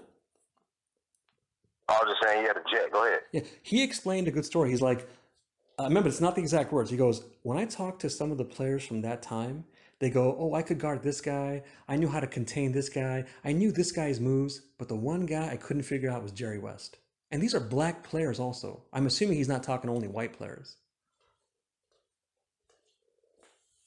Well, okay. I'm not denying that. I'm just talking about I was really referring to the athleticism, not necessarily the talent perspective. Okay, Athleticism. okay, fine. Go with that. Go with that. Do you have to be the most athletic to ball? You know how many guys are in the NBA who are big, strong, tough, and athletic and sit on the bench and don't do well? I mean, there's so many players who are good in the slam dunk contest and are not that good. You don't have to be the most athletic to dominate this game. And then in terms of if you say, well, hey, they're still not as athletic, you don't know who's athletic and who's not. You don't have any statistical data that goes, these guys jumped higher, they were faster. There are lots of guys who could jump, who could be fast, who could put the ball under the legs, who could do lots of things, but they didn't for different reasons. It was a different culture.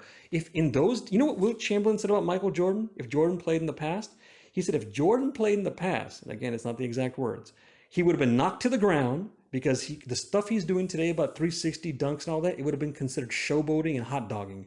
And he said if he would have done that, he would have been on the bench. They wouldn't have allowed it. Oscar Robertson said, I could have done all those things the Harlem Globetrotters do. I could do around the legs, behind the back, fancy dribblings. But my coach told me, if you do something like that, I'm going to put you on the bench. It was like it was showing off. They wouldn't even allow you to dunk. And then you have another thing you have to consider, man. They had tougher rules back then. You had to dribble the ball a certain way. Jordan palmed the ball and carried. Allen Iverson carried. They couldn't do those things back then. And then when they dunk, they don't have the same breakaway rim like they do. Have you ever, just imagine you're dunking on a hard playground rim. It's not the same as today's rim. And there's so many other factors, man. They don't have the same money, the same luxuries, the same fame. They have off-season jobs. I mean, it's just tougher. The floor was different, dude. Now they got a floor to help players. The floor was different. And in those days, when you bounce the ball in certain spots, the ball goes a different place. There were certain spots on the floor that weren't good. They had one referee. I mean, they were just, they didn't even know their own stats. Sometimes Jerry West goes, I didn't even know what my stats were. They didn't have as good stat keeping like they do today. Like, someone who has the stuff in front of them. There's just so many differences, man. But then you Jordan fans go, yeah, it wasn't as tough. Bill Russell garbage scoring, wasn't as athletic, wasn't as good.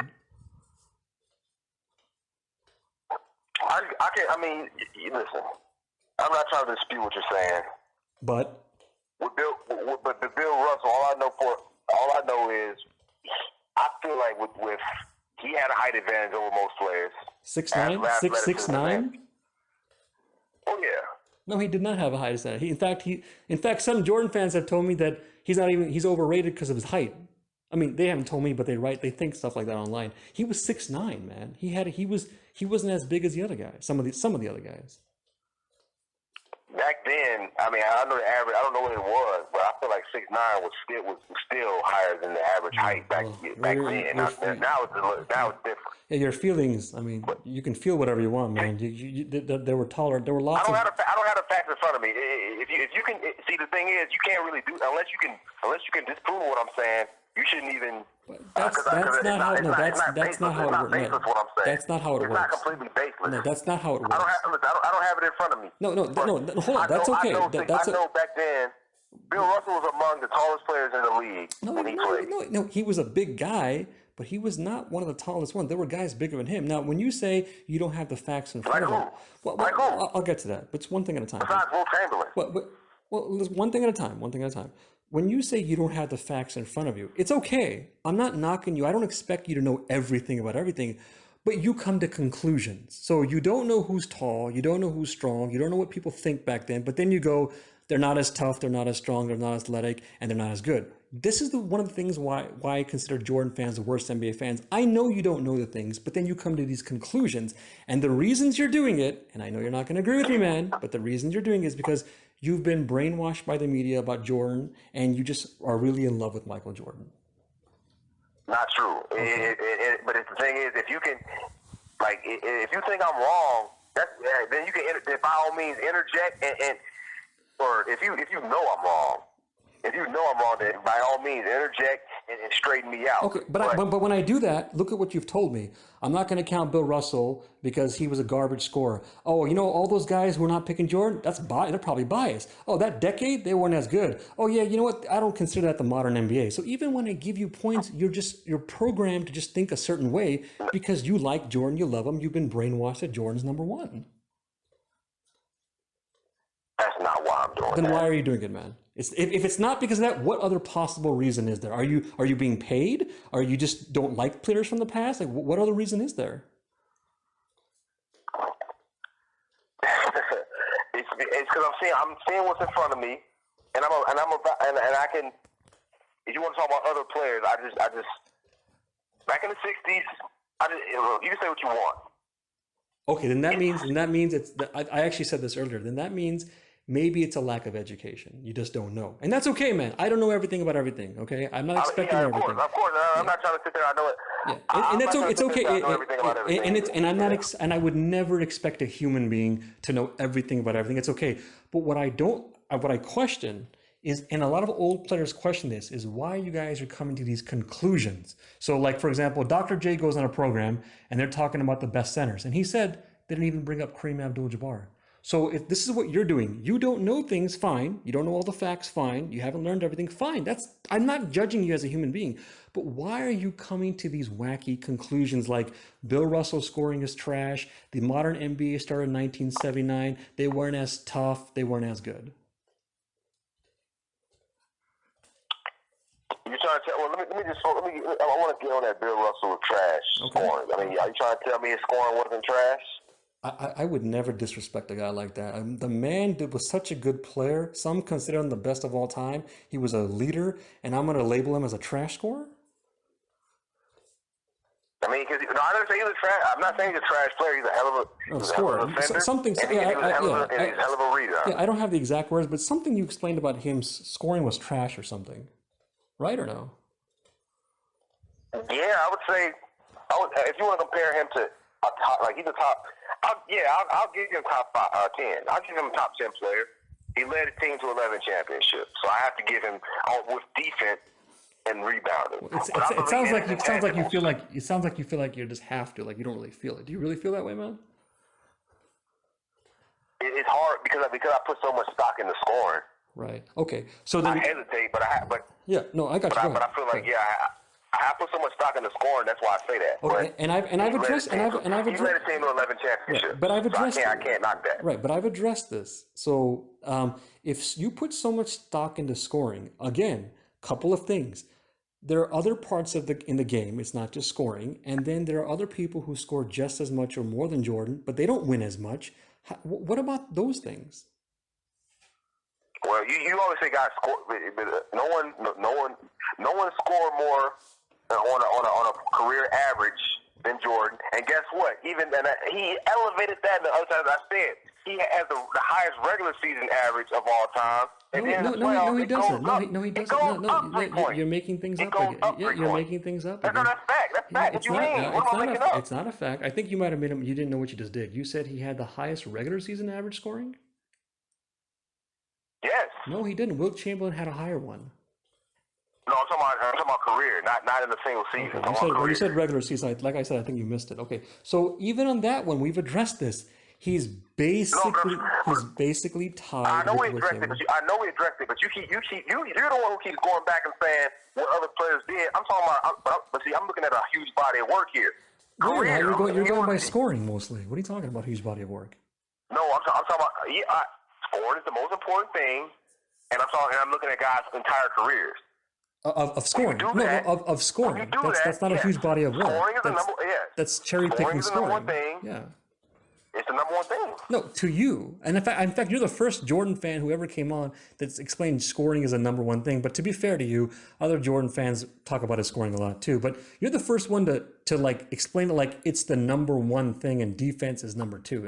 You're the first Jordan fan to do that. What about the other things? It's the name of the game. Okay, so then again, and I've explained this to you. Wilt Chamberlain averaged more points and he didn't win as much. I don't know why you're annoyed. I'm going in a circle because you're going in a circle. I'm following up. You make a point, I follow up. But if you don't like that one, man, I'll give you another one. And I've given you this one before too. He didn't win as much.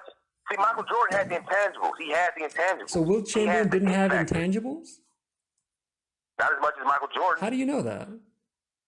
Because he didn't win as much. It's right in front of me. Okay, so one. I know teams matter too. Right, but he's with that talent. I've heard guys say, I forget where I heard this from, but there'll be times where Wilt Chamberlain might have been Max Kellerman. who I know you're not very fond of. I feel like he spent his time with Will Magic? Chamberlain. The Magic? No, I said Max Kellerman. Oh yeah, no, that is one of the worst NBA. That's a typical Michael Jordan fan, man. One of the things he said, like Will Chamberlain was a guy he would pass when he should have been scoring. You know, Max Kellerman is a typical Michael Jordan fan. Again, you're learning from Michael Jordan fans in the media, man. You're thinking the same time. You're proving my point that you're learning from I wish I could have watched it. I wish I could have watched it and saw it myself, but I didn't. So I have to rely on other things. But why do you rely on? First of all, when you rely on other things, I respect that. Okay, that's a good thing. You weren't there, so you want to learn. I like that.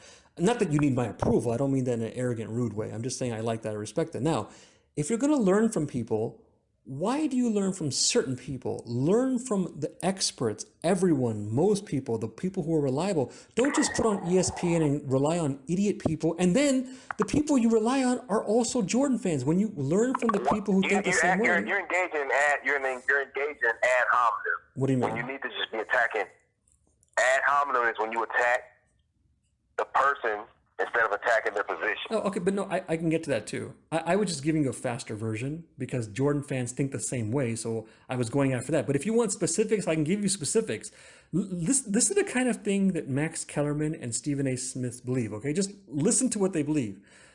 We all know Michael Jordan is number one. Oh, everybody knows Michael Jordan number one. It is a fact. Michael Jordan is number one. Did you know Michael Jordan should have won MVP every season he was in the NBA? And did you know the only reason he didn't was because they were tired of voting for Michael Jordan? Everybody knows Michael Jordan is number one. So are those ad hominems for you? No, what that was in reference to is I'm just talking about just attack what I'm just saying what he said. Okay. Attack what I'm saying he's saying. I did. I did. I'm saying. No, but you didn't address. Like, I didn't do it right. I wasn't going to get to it, man. I was going to get to it. So okay. I still want to know the other thing that I brought up first. I want to know, why are you going by that guy? What about the other guys? I haven't done like I don't have a huge wealth of knowledge as far as how Will Chamberlain played the game. Which is okay. I don't know everything either. Yeah, that's okay. But see, I have to believe. Let me just state this. I don't have a problem with mine. I feel like I'm smart enough. When I have certain facts in front of me, I can make an evaluation and come to a conclusion. Okay, so now hold on. Remember earlier I said to you that maybe it's a lack of education. You're learning from people like the media. You're being brainwashed them, and you love Jordan. So look at what you did. You're kind of proving my point. You said you don't know enough about Wilt Chamberlain. You're getting it from, for example, Max Kellerman, ESPN. Are you not proving my points? Or somewhat giving some examples? Because I believe Wilt Chamberlain to be so talented that if he didn't win as much as his talent warrants in my eyes, it has to be due to a lack of certain intent. Okay, that's ridiculous, and I'll tell you why. If a player scores a bunch of points and gets a bunch of rebounds and has a good field goal percentage and blocks shots and gets assists, and lead the league in assists as a center. He led the league in assists as a center. And he plays lots of games, and he plays lots of minutes, and he has the stats to back it up and the records to back it up. That is an example of how one guy cannot win, and it doesn't mean he doesn't have the intangibles. It doesn't mean he didn't try it. I know you didn't say that. It means one guy doesn't win a ring. But then you go, hey, he could have done better. He didn't try enough or whatever. He didn't have the intangibles. He's not top 5. He's not good as Jordan. It's like, what else is he supposed to do? What do you want him to do? Imagine you're playing basketball. I want Wilt Chamberlain. I want Wilt Chamberlain point per game average to not drop tremendously in the playoffs. Okay, but what about when they didn't drop? Well, here's the thing. But no, before I attack what I'm saying first, before I go to that, but I'm saving time because I'm trying to show you your inconsistency. We can spend time going tit for tat. I'm wrong, you're wrong. I'm wrong, you're wrong, and we're doing that actually. But I'm trying to get you to go by the bigger picture. If you believe in something, be consistent. If you're saying his numbers dropped and that's a knock on him, be consistent. Jordan's numbers dropped. and he still won rings. When he won rings, his numbers were not as good as they were in the 80s. That is proof that you don't have to be the best scorer to win. And also, Wilt Chamberlain had more points and he didn't win. That is proof you don't have to be the best scorer to win. And also, there are other players who do more than just scoring, like Larry Bird and Magic, and they won rings. That is proof you don't have to be the best scorer to win. And then last but not least, you can have bad games and still win. That is proof you don't have to be the best scorer to win. Okay, yeah, I won't dispute. I can't dispute that. Okay, but you still believe it though, right? That Jordan's number one and they weren't as good and stuff. That's no. I feel like Michael Jordan brought. Again, he had help. Phil Jackson. He wasn't winning nothing without Phil. He didn't win anything before Phil Jackson or Scottie Pippen.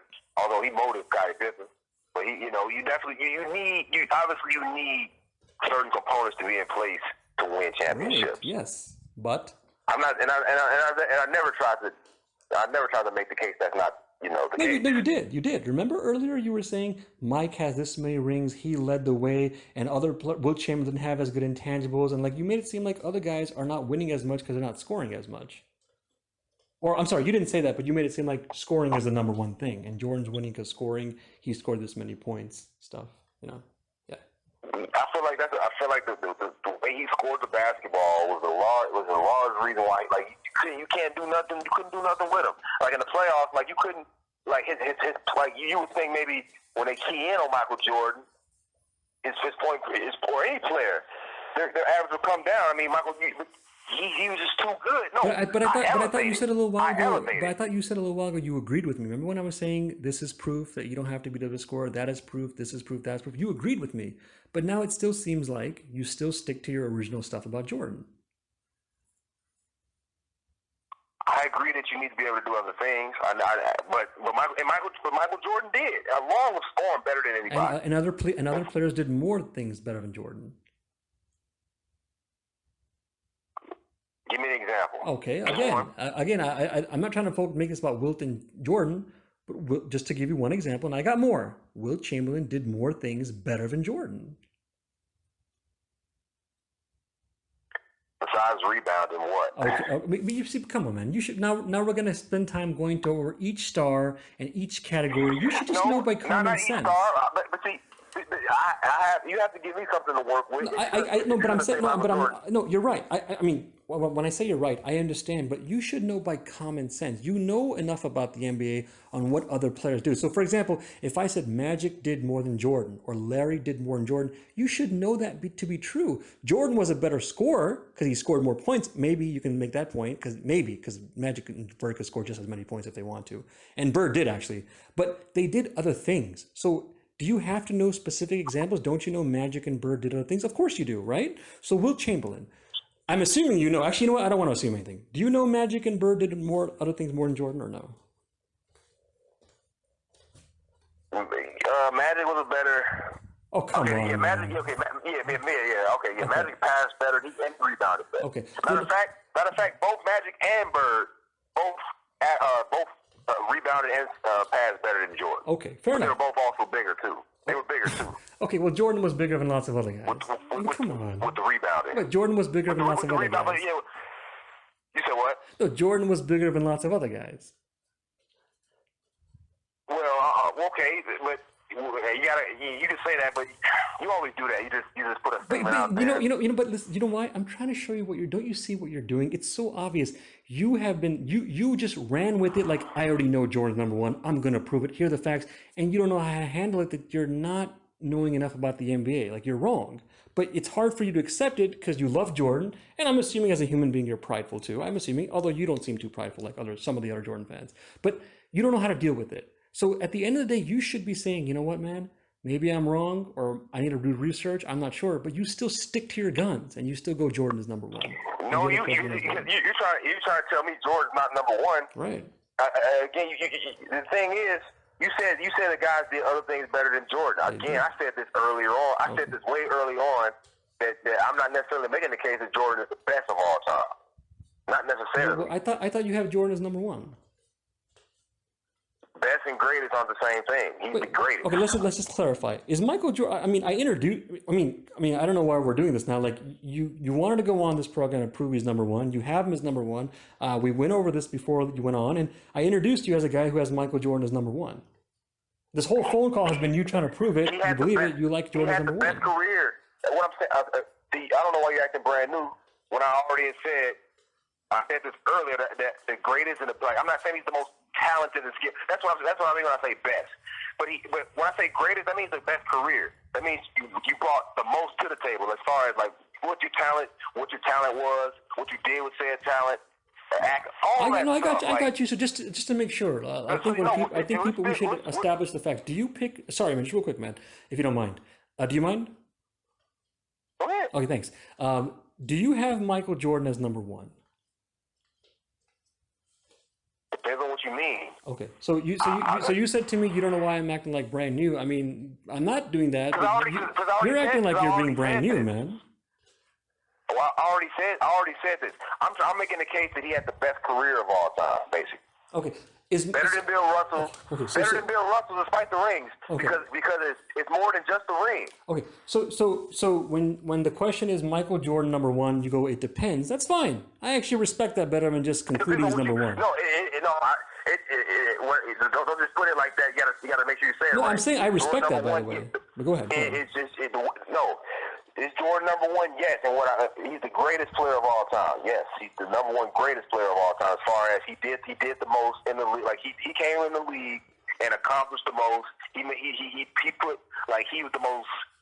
Like he put the biggest imprint on the league is what he was able to do. Okay, so that's fine. So nothing's you look at everything. I'm not necessarily saying like as far as like he brought the most to the table as far as from a skill perspective. Not necessarily, although.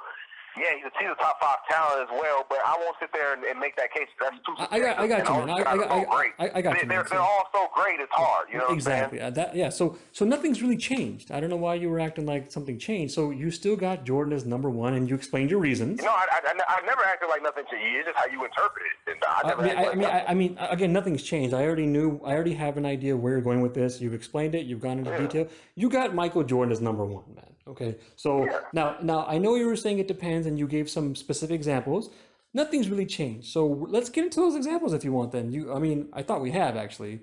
So you're saying he had the best career. How do you know he had the best career? And you were saying skills top 5. This and that. How do you know? No one else backs up. No one else backs up. No, how do you know that? How do you know that? What do you mean? How I know it? Because I know NBA history. At least I know enough. Well, no.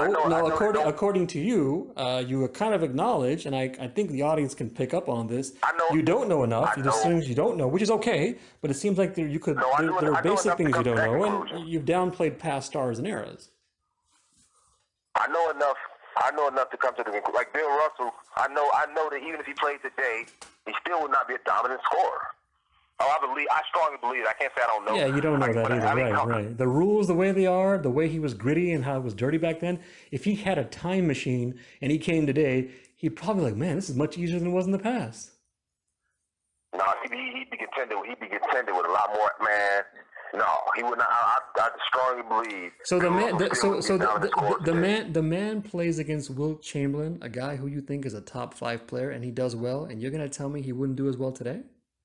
When there's less players who are not even close to Wilt Chamberlain? I went through all the head-to-head matchups. You did? I did that a long time ago. I did it like 6-7 months ago. I looked at like every game they played together, playoffs and regular season. What do you mean every game? Are you talking about stats or video? I looked at the game log. Okay, so stats. Okay, so then you're going by stats. Okay, so before you get into that, I'm just fascinated by this one also. If you're going by stats like this, you should know statistically who did what and when. And I don't understand why you would not. I mean, I guess you're about to explain it. I don't understand why you would think Bill Russell wouldn't do just as well or better today. He would do better. I never. Oh, okay. Sorry. Said, okay. I never stated that he wouldn't be better today. Okay. Although I don't know that. I don't know that. Right. I was actually thinking that he didn't actually say that Bill Russell wouldn't do just as good or better. But what were you explaining that you don't think he would score better? I was saying that he wouldn't be doing what Wilt Chamberlain was doing. And But he no, was no, at, no, at, no, but no, at no, no, at but no no, point no, in time. nobody was doing what Wilt Chamberlain was doing at any point in time. He could. Okay, I understand that. He wouldn't score like Kareem. He wouldn't score like Kareem in any era. Well, first of all, you don't know that, as you acknowledge, you don't know that. But today the rules, if the guy plays in a time when he has less money, tougher rules, less fame, etc., and he comes in a time machine, comes today, it's naturally going to be easier for him. But see, even you don't know that. Of course I do, but I'm not the one coming to these wacky conclusions, man. And anyway, there's more logic into if you grew up in a tougher environment and it was harder for you and you didn't have as many things, and then you go into a place where it's all of a sudden easier, it's very reasonable to assume you're going to do better. But it's not reasonable to assume, oh, he's not going to do as better then. I think that's what you were assuming, right? He's not going to do better? Or I no? don't. I don't know. I don't know. I don't know. I'm not gonna pick either way. Okay. All right. There I you would go. sit there. I would sit there and say maybe he'd be. I don't know. Maybe he'd be more efficient. But and maybe his like he probably instead of 40. I don't know. I really By the don't way, know. you know they've asked him questions like There's no way this. to know. There's no, but you know they've asked him questions. They've asked lots of stars in the past, including Bill Russell. They've asked players, "How would you do today?" You know they laugh and they think it's a joke, and how they would love playing against it. He was asked how would he do against Shaq? How would he do today? He's come up with things, and I'm trying to figure out. Do you just think they're all wrong and biased, or what? No, I don't believe that. Okay. I was really only saying that about like all the guys who played way before Jordan. Like they don't want to give it to the guy who came after them. And They do. They No, actually, that's not true. Lots of players. You know who they like? A lot of players. You will very rarely find anyone criticizing him. A lot of them like Magic Johnson. I've found tons of tape where they will explain, yeah, Jordan, you know, he's flashy. He would get knocked to the ground in my time. He'd be on the bench maybe. He wouldn't do. He's a little old. He's not as good. But Magic, they love. You ask a lot of these players who played in the ABA, the 60s, the 50s, 40s, 70s, or even afterwards, they'll go, man, Magic was pretty impressive. I want to play with Magic. And you ask them, who would you play with? You can pick one guy, they play with Magic. And if you go to the NBA webpage on the NBA.com and they have Magic Johnson's profile, it says something like, if there was any player better than Michael Jordan, it was Magic Johnson. And I pick Magic over Jordan. And a lot of people think if you're starting a team, you pick Magic first. The edge is Jordan has over a lot of guys is his defense. Magic couldn't hold a candle to Michael Jordan on defense. Well, you know what? You say that, but you don't know that. Yeah, the statistics can back me up. I mean, okay, so we're going to go. So, okay, fine. Fair enough. I thought you might do that. Fair enough. That's a good point. Now be consistent. I can find you statistics where another player was better than Jordan. Overall? And lots of statistics. My point to you is if you say Jordan statistics backs you up over Magic, be consistent. When other players have better stats than Michael, go with those stats. No one. I mean, it's better. There's some people who have better stats. But tell me give me the player who has like who can impress you on the stat sheet and then can impress you in the accolades better than Michael Jordan. Okay, so now we're changing the topic. Not really. Yeah, we're talking about Jordan being number one. No, the topic was right now the stats, okay. And now you brought in accolades. But I can do that too if you want. I can do that too if you like. Because again. Again, if you just look at stats, that's more. So you're more so going into the territory of talent and shit. You know what I'm saying? Well, I'm not trying to go there. Why not? I mean, stats. If you're gonna rank players, stats is the number one thing to go by.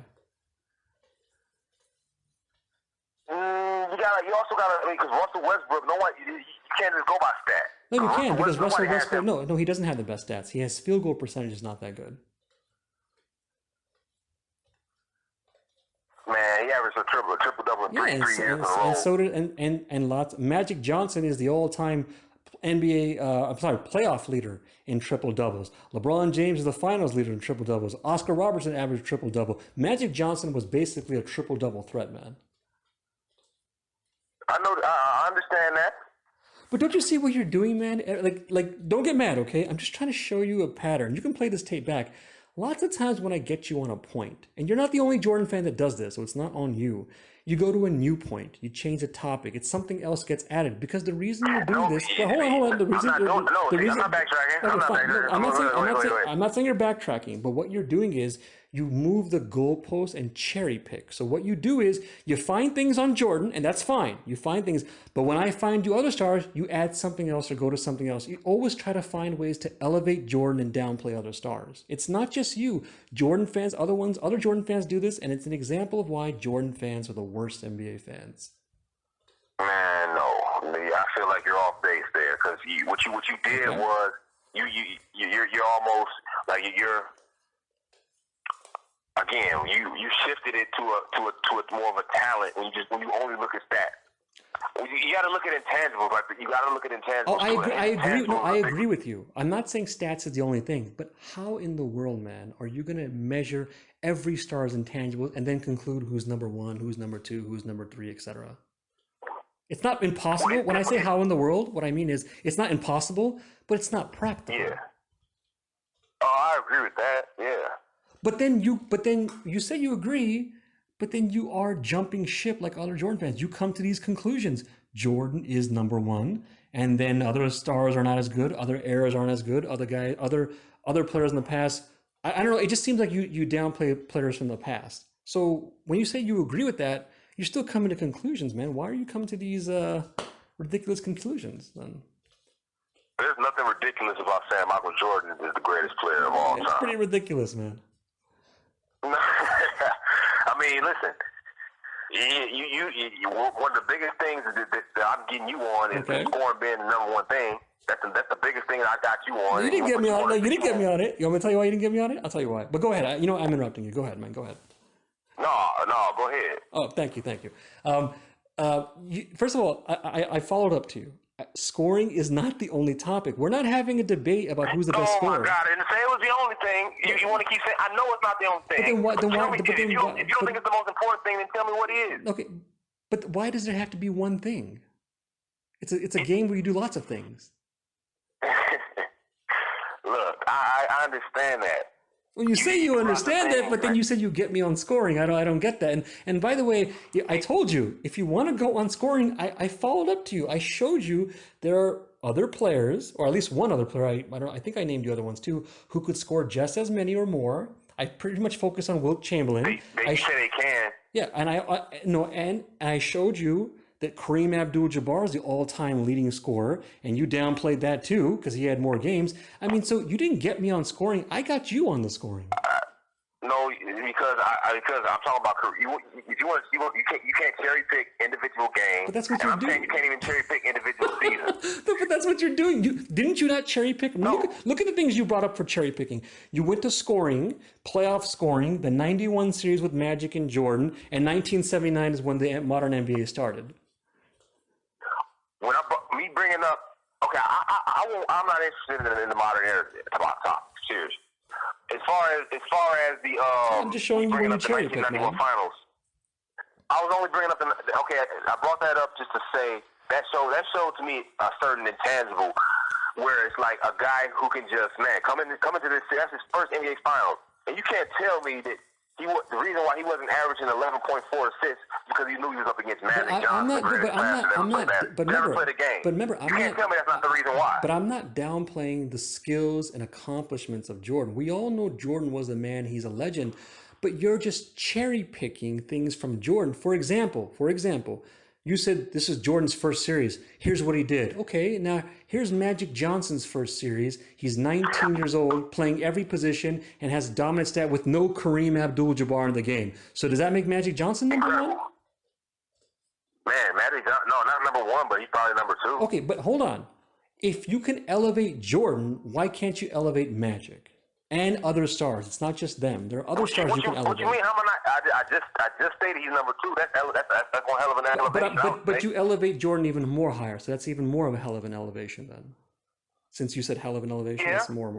Yeah, I would say so. Okay. I would say so, Okay, yeah. but your reasoning behind it doesn't make sense. It's ridiculous. So if I find you another player who had a great series when he was young or when he was first in the league, it doesn't mean that they're number one or they're not number one. It's just you cherry picking things for Jordan, finding things for Jordan, and then downplaying the other stars. I don't see it that way. I don't see it that way.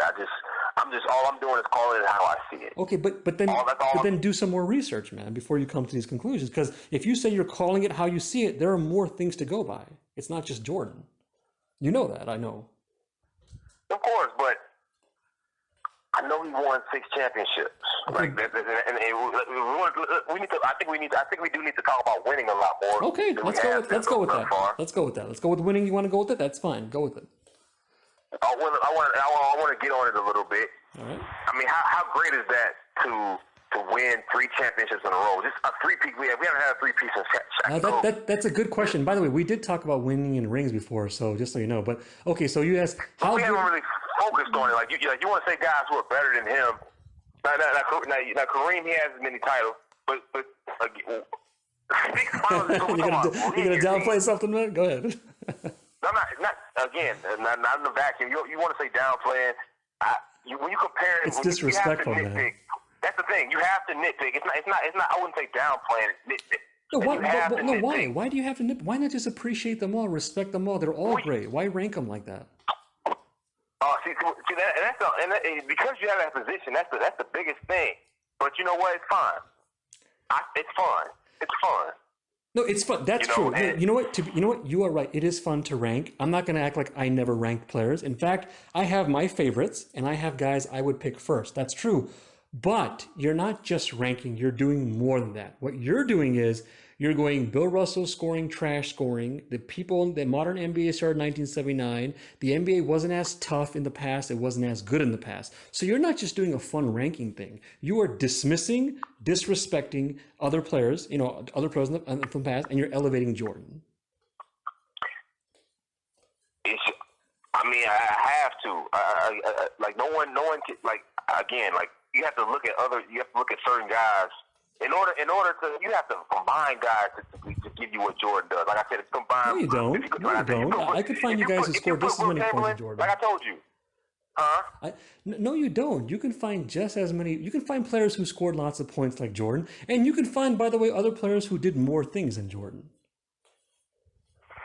I'll give you that second point, but not the first one. Scoring, no, Jordan was the creme de la creme when it comes to scoring. Oh, he was one of the creme de la cremes, but he wasn't the top creme de la creme. Highest regular season career average, and that elevated in the playoffs. Okay. I really wish I would have looked at the career playoff point per game average all time. Okay, but hold on. You can't have both. I know he's killing everybody. I know he's number one. I know he's number one for a fact. It's just the question is how distant is that second? Right, you know what I'm saying? but now you're changing it to playoffs. And I know you brought up playoffs earlier. I know, but you can't mix in regular season and playoffs. It can't be both. If you want to go by regular season, fine. If you want to go by playoffs, fine. But you can't mix them both in because not everyone has the same amount of games. Remember how you said Kareem is an all-time scorer because he had more games? Well, Jordan's going to have more games. Now, to be fair, and we went over this, you could play 1 or 2 games and score a bunch of points and have a better average. So now how are you going to, what is your criteria? How many games do you have to play? What counts? There's just people, there's no factual way to do it. It's just making things up, man. And one more thing. No, you certainly have to have, let me tell you. Well, one more thing. You certainly have to have a certain. One more thing, man. Sorry. There are players like Wilt Chamberlain who have tons of records on scoring. Tons. The man has over 90 records. A grip of those are on scoring, like averages, totals, in a game, in a row, etc., etc., etc. So when you talk about creme de la creme scoring, you're either lack of education on what other players did, or you know what they did, but you just want Jordan number one. Or maybe you're biased, or maybe you think certain things are more important than other things. That's what it is. I mean, because you want to talk about his stretches in the regular. I'm not down playing the regular season, but I'm not saying if he did some of that stuff in the playoffs, well, he'd have more. And that's Okay, no cap. so why is scoring your thing? Why not the other things? Well, I have a problem with that question because it's almost as if I don't value other things. But no, but Why do I value no, I know you know other things are done. I know, but you have explained scoring is the number one thing, and so far on the phone call, you've focused more on scoring than other parts of the game, which is okay, by the way. I'm not knocking you for that. But I want to go and defense. Defense again. Like, I feel like you're ignoring defense a lot when you like if you want to say a lot of guys are better than Jordan. yeah. Well, how they got less championships? They had less championships. Well, you said you said defense, and you said championship. There's two different things there. Which one is it? Well, all these things matter, and when you look at Magic and Bird, like they don't measure up in that regard. They really don't measure up in the scoring either. But they they really don't as far as those other things. Like they. So it's like how can you even say? Well, I thought you agreed. I thought you agreed that Magic and Bird were better all around players than Jordan. It's hard to see that he scored and defended so much better. So it's hard to even say that. Well, let's establish, because whenever people have a disagreement, one thing to do is establish what we believe. Let's establish the facts. So I asked you this earlier, and you agreed, but I just want to make sure: were Magic and Bird better overall players than Jordan overall? No. Okay, so earlier you said yes. Why are you changing? Or should I ask you a third time? I didn't. I never.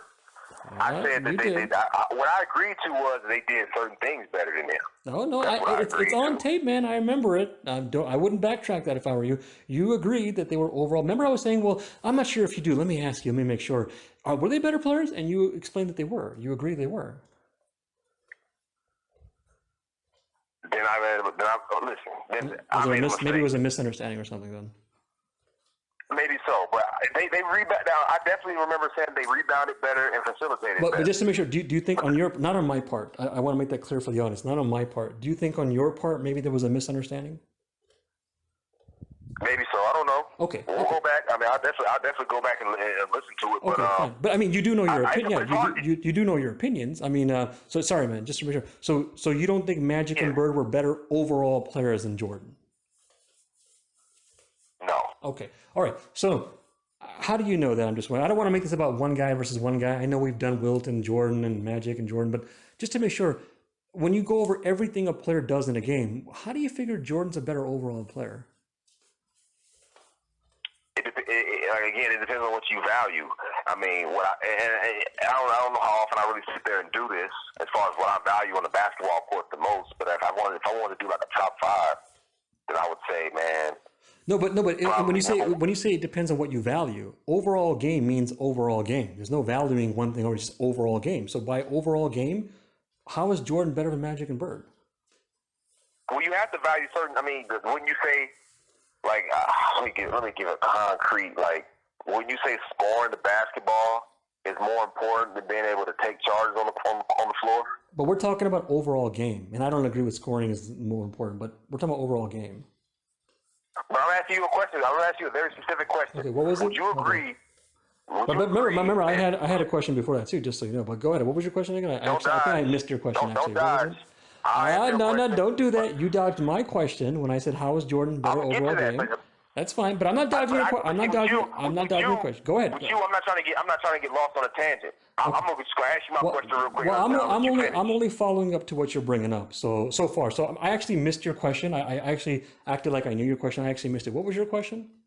You see, that's why I like to see. That's why I like to do a debate. You ask somebody. If you ask the person a tough question, you force them to answer, and if they say I don't know or whatever, you know they're full of it. So I'm saying. Well, if that's the case, then so far on this phone call, you've given some examples by your own logic that you were full of it. Then. Maybe so, but let me just do this, and then we'll get to. But I want to give you. I could give you credit for you to come out and say maybe so. That's a sign of a person who's willing to admit he's wrong. So I respect that, man. Absolutely. I mean, I'm definitely like, you ask me a question. If I don't know the answer, then I don't know the answer. But listen, this is common sense. What's more important, being able to score? I'm sorry. I don't think that's what happened. Where I asked you a question, you didn't know. Like maybe that did happen, but I didn't mean it like that. I meant like, remember how you said they're full of it? So there were certain things you did where you just didn't know certain things. So when it came to certain questions, like that kind of full of it. Hey, you know what? It was something like that. But anyway, go ahead. What's your question, man? I definitely have to go back. But what's more important, being able to score or being able to take charges on defense? Well, I guess if you have to rank them, scoring. But why do you have to rank things like that? Well, I mean, I mean, it's just that's just the way life goes. Certain Okay. things So matter I'll tell more you. than I'll tell you the others. problem with that. I'll tell you the problem with that. So, for example, if you're going to say this part is more important, because I get your point, scoring is more important than taking charge. I get your point. Then every player should score and not take as many charges. But you need to do certain. I'm not saying you have to take charges, but things add up. The drops add up to make a team win. So there are certain players who are never going to be ranked as high in your mind because they're not doing certain things, but they're doing certain things and not doing other things to help a team win. Isn't winning the most important thing? And the other problem you're going to have with this point is Magic and Bird didn't score as much sometimes, but they did other things and they won. So what should they have not done those other things? Should they have done more scoring? If they score more, they may not win as much. And then you know what you're going to say? Oh, look, those guys didn't win as much. It's okay. It's possible. Let me state this, just so you know, I don't value scoring so much. Whereas, like, I don't look at other stuff. It's extremely possible to be better than somebody, to be a better overall player than somebody who scores better than you. Like Right. Magic Johnson is better than Carmelo Anthony. Right. You know what I'm saying? For sure. So I'm not trying to, but I feel like with Michael Jordan, he brought enough to the table in other areas in his scoring and his defense too. Like he's gonna rebound and facilitate. But so did other players. But they didn't win as much because they didn't have a good enough team to win as much as Jordan. Okay, so that's The pretty best much the best example. that's key right there. Okay. That's key right there. That's key what you just said. That's really this is a really strong part of the conversation. What Okay. you just said. And by the way, the best example is Michael Jordan himself. His stats, his scoring was way better in the 80s than it was in the 90s. Well, not way better, but it was better in the 80s and 90s. And he didn't win as much. That's not a knock against Jordan necessarily, because some people criticized him, but he didn't win as much because his team wasn't good enough to win. So if you go, the scoring is more important and, that kind of stuff, well, Jordan was a better scorer or scored more in the 80s, according to his stats, right? So he didn't win as much in the 80s. So what happened there? It doesn't fit. Okay, again, you're going to more of a talent thing again. When you talk about No, the I'm following greatest up to your players. point about scoring, and then you're winning, Well, right? no, I'm talking about your view of things, though. I'm talking about your view of things. When you sit there and say, like, for you to say anybody's better than Jordan, you have to be not looking at so much accolades. You have to be more looking at what they brought on the Yeah, actual you can score. go on accolades too. Man, I don't know about that. Well, I know you don't, but I mean, there's a couple of problems with this accolade. But I want to be fair to you, got it? Because I don't want you to think we're just going like you. I know you had some other points. Do you want me to get on the accolade stuff, or do you want to continue where you were, wherever you want to go? I'm just saying, like, I understand, like there's certain players, like, It's like, okay. Go ahead. Yeah, go ahead. like I'm trying to give you a real good example. Sure. Um, like Shaquille O'Neal. Okay. Well, cool. By the way, I He's think was more better. accomplished. I think he was better than Jordan. By the way. Oh man. I think a lot of players were better than Jordan, man. I think Jordan. I mean, I'm telling you right now. I think Jordan was basically a scorer. I know he did other things: defense, blocking, steal. I know that lots of players do lots of things, but at the end of the day, he was basically a scorer. And I'm not knocking Jordan. I'm not knocking him. I'm not saying, oh, he sucked. He wasn't good. He didn't play defense. He didn't do other things. No. He scored, played defense. He passed. He did other things. But there are other players who did just as many things or more things than Jordan, like numbers wise, winning and stuff like that. You don't value scoring as much as I do for you to say that, number one. But also, But even you if also don't. yeah, go ahead. Huh? No, go ahead. But also, you also more so looking at what they brought to the table on the floor. Like, but you have to look at their careers. Like, what did they accomplish? You can sit there and say, "Oh, Jordan didn't have it." You can say he didn't have a team, but I feel like that's BS. Like when you try to downplay how much Jordan really made those teams. How much of an Okay, impact so was on those teams. the Bulls score 100 points. Michael Jordan scores 29.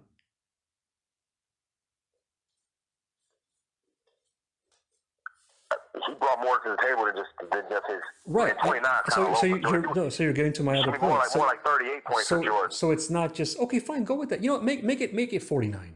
Make it 49. 39, yeah. No, make it 49. No, make that was the 40 piece. Make it 49. Go ahead. Make it 49. So the Bulls score 100 points. Michael Jordan scores 49. I already know that you have to have a team. Okay, so then you know it's not just scoring. So when you said to me, I don't value scoring as much as you, it's not that I don't value scoring. Yeah, I don't do it as much as you. That's true.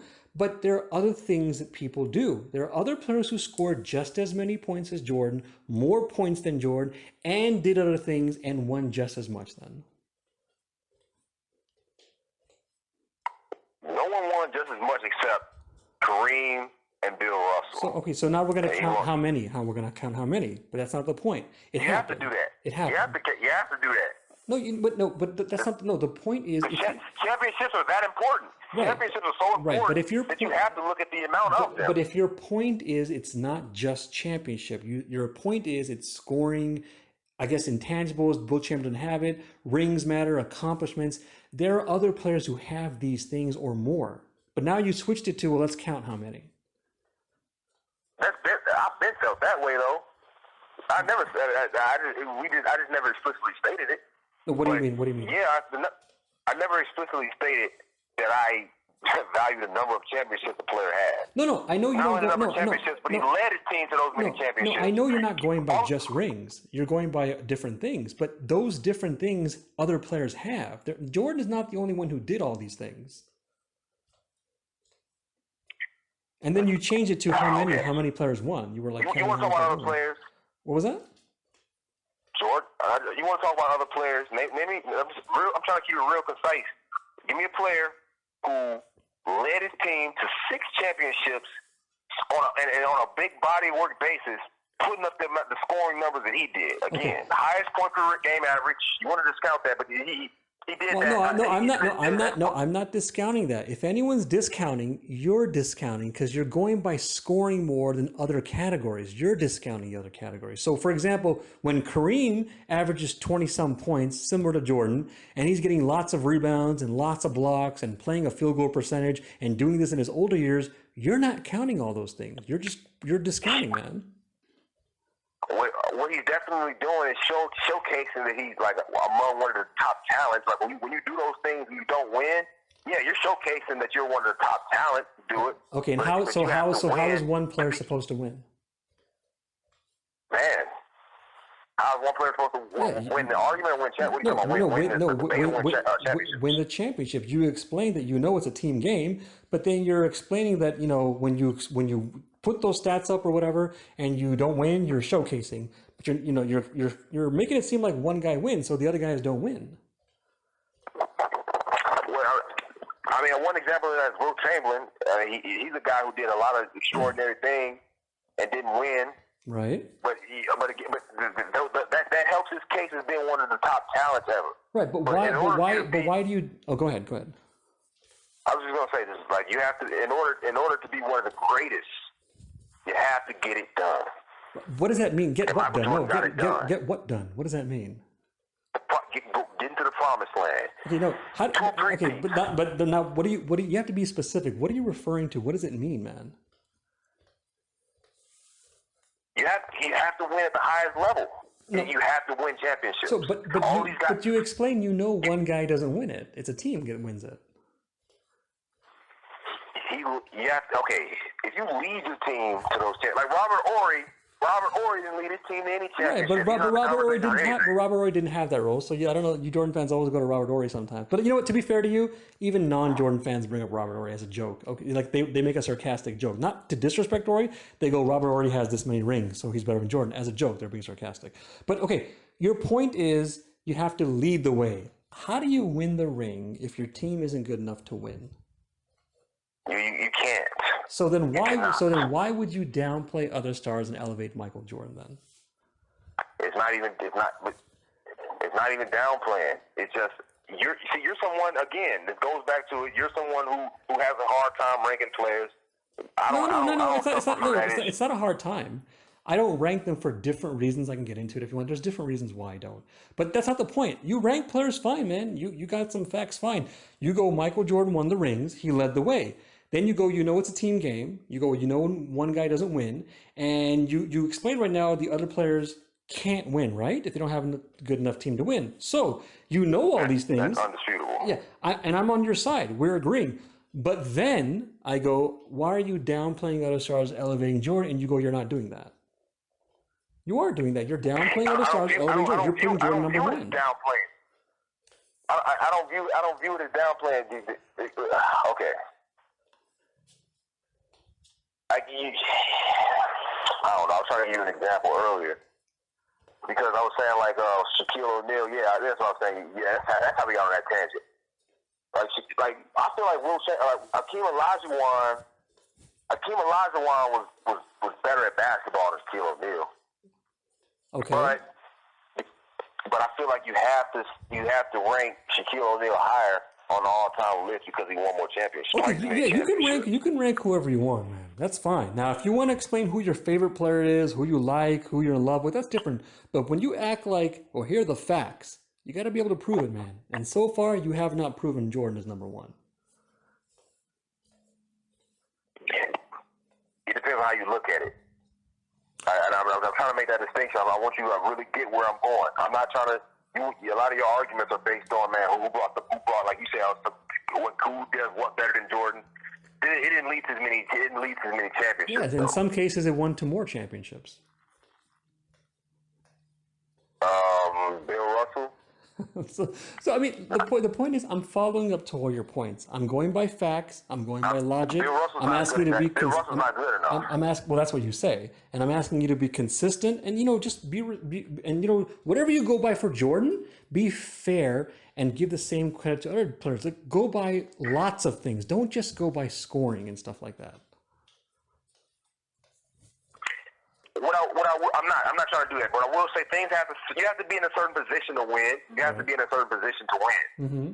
But Michael Jordan was drafted 3 overall in his draft, and man, his team made the playoffs every year he got there. So, okay. He had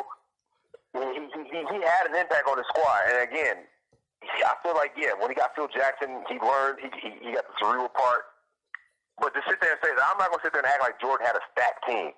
In the 90s, you had big men all over the place. Okay, so now we're having a new topic. Now we're having a new topic: stacked teams. We've had this before. That's fine. But go ahead. Michael Jordan won championships. Like he changed the game. Like he showed the world. Like, look, I can win championships playing hero ball. He was the first guy to do that. And really one of the last. I know. What do you mean? He changed the game, showed the world to play hero ball. What he can win with playing hero ball. What do you mean? He was so great. He showed the world, and not everybody can pull that off because you still don't see much of that today. Yeah, it's hard for players in the past to pull that off when the whole world doesn't have basketball games on TV, doesn't have the internet, doesn't know about basketball, and the games aren't even live. What does that have to do with Michael Jordan leading his team to championship? I'm just going by your point. You brought up a new point. I don't know what that point had to do with the last point, but you brought it up fine. There's a relationship, I guess. And I'm asking you to be consistent for the other stars. You don't have to, obviously. I don't want to jump topic. If you wanted to wrap up the topic, what do you want to do? No, it's your call. It's your call. You're the guest man. You got Jordan as number one. Right. Feel free to explain it. This was your topic about changing the game, hero ball. So I asked you about that, and I'm showing you that in the past they didn't televise every game. When they did, they weren't all live. The whole world didn't even know that much about basketball. Like, they weren't as into it today, and they didn't care as much as basketball. Like, they didn't have the games on TV as much. So how are those stars supposed to play hero ball and show everyone how to change the game? And how do you know Jordan changed the game and he played hero ball and all that stuff? Like whatever your explanations are, how do you know all that? Well, first let me say I feel like that's the weakest point you've made. Okay. All day. Okay. I thought it was pretty good, but okay. We'll let the audience decide that one. Yes. But by the way, if you think it's weak, I'm still waiting for you to. I know you're getting into it. I know, but let's find out why you think it's weak, because I don't think you're going to be able to prove it. But let's find out if you think you're right. Because I feel like you did have like Elgin Baylor, who was dominant with the scoring, and obviously Will Chamberlain. But I didn't say to you they weren't good players. Elgin Baylor. No, Elgin Baylor didn't win no championships playing like that, obviously, because Michael Jordan was the first one to do it. Right, but I didn't dispute that there weren't good players. In fact, you're making my point that there were players who could have done what Jordan did, but they didn't.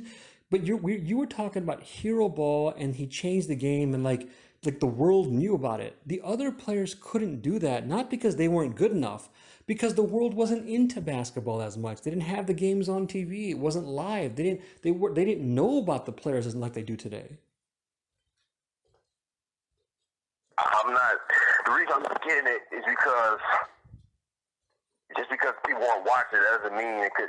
Like, if somebody had pulled that off, if somebody was able to do that, like Michael Jordan did, like he took the league by storm, and he really got everybody in the basketball. But you don't know the difference. But you don't know the difference. Why the difference between Jordan's fame, Nike, money, TV, and how it was for the players in the past? They didn't have the same games on TV. They weren't live. They didn't have the internet. Nike, Gatorade commercials, songs about them, fame. Okay, everything. I guess.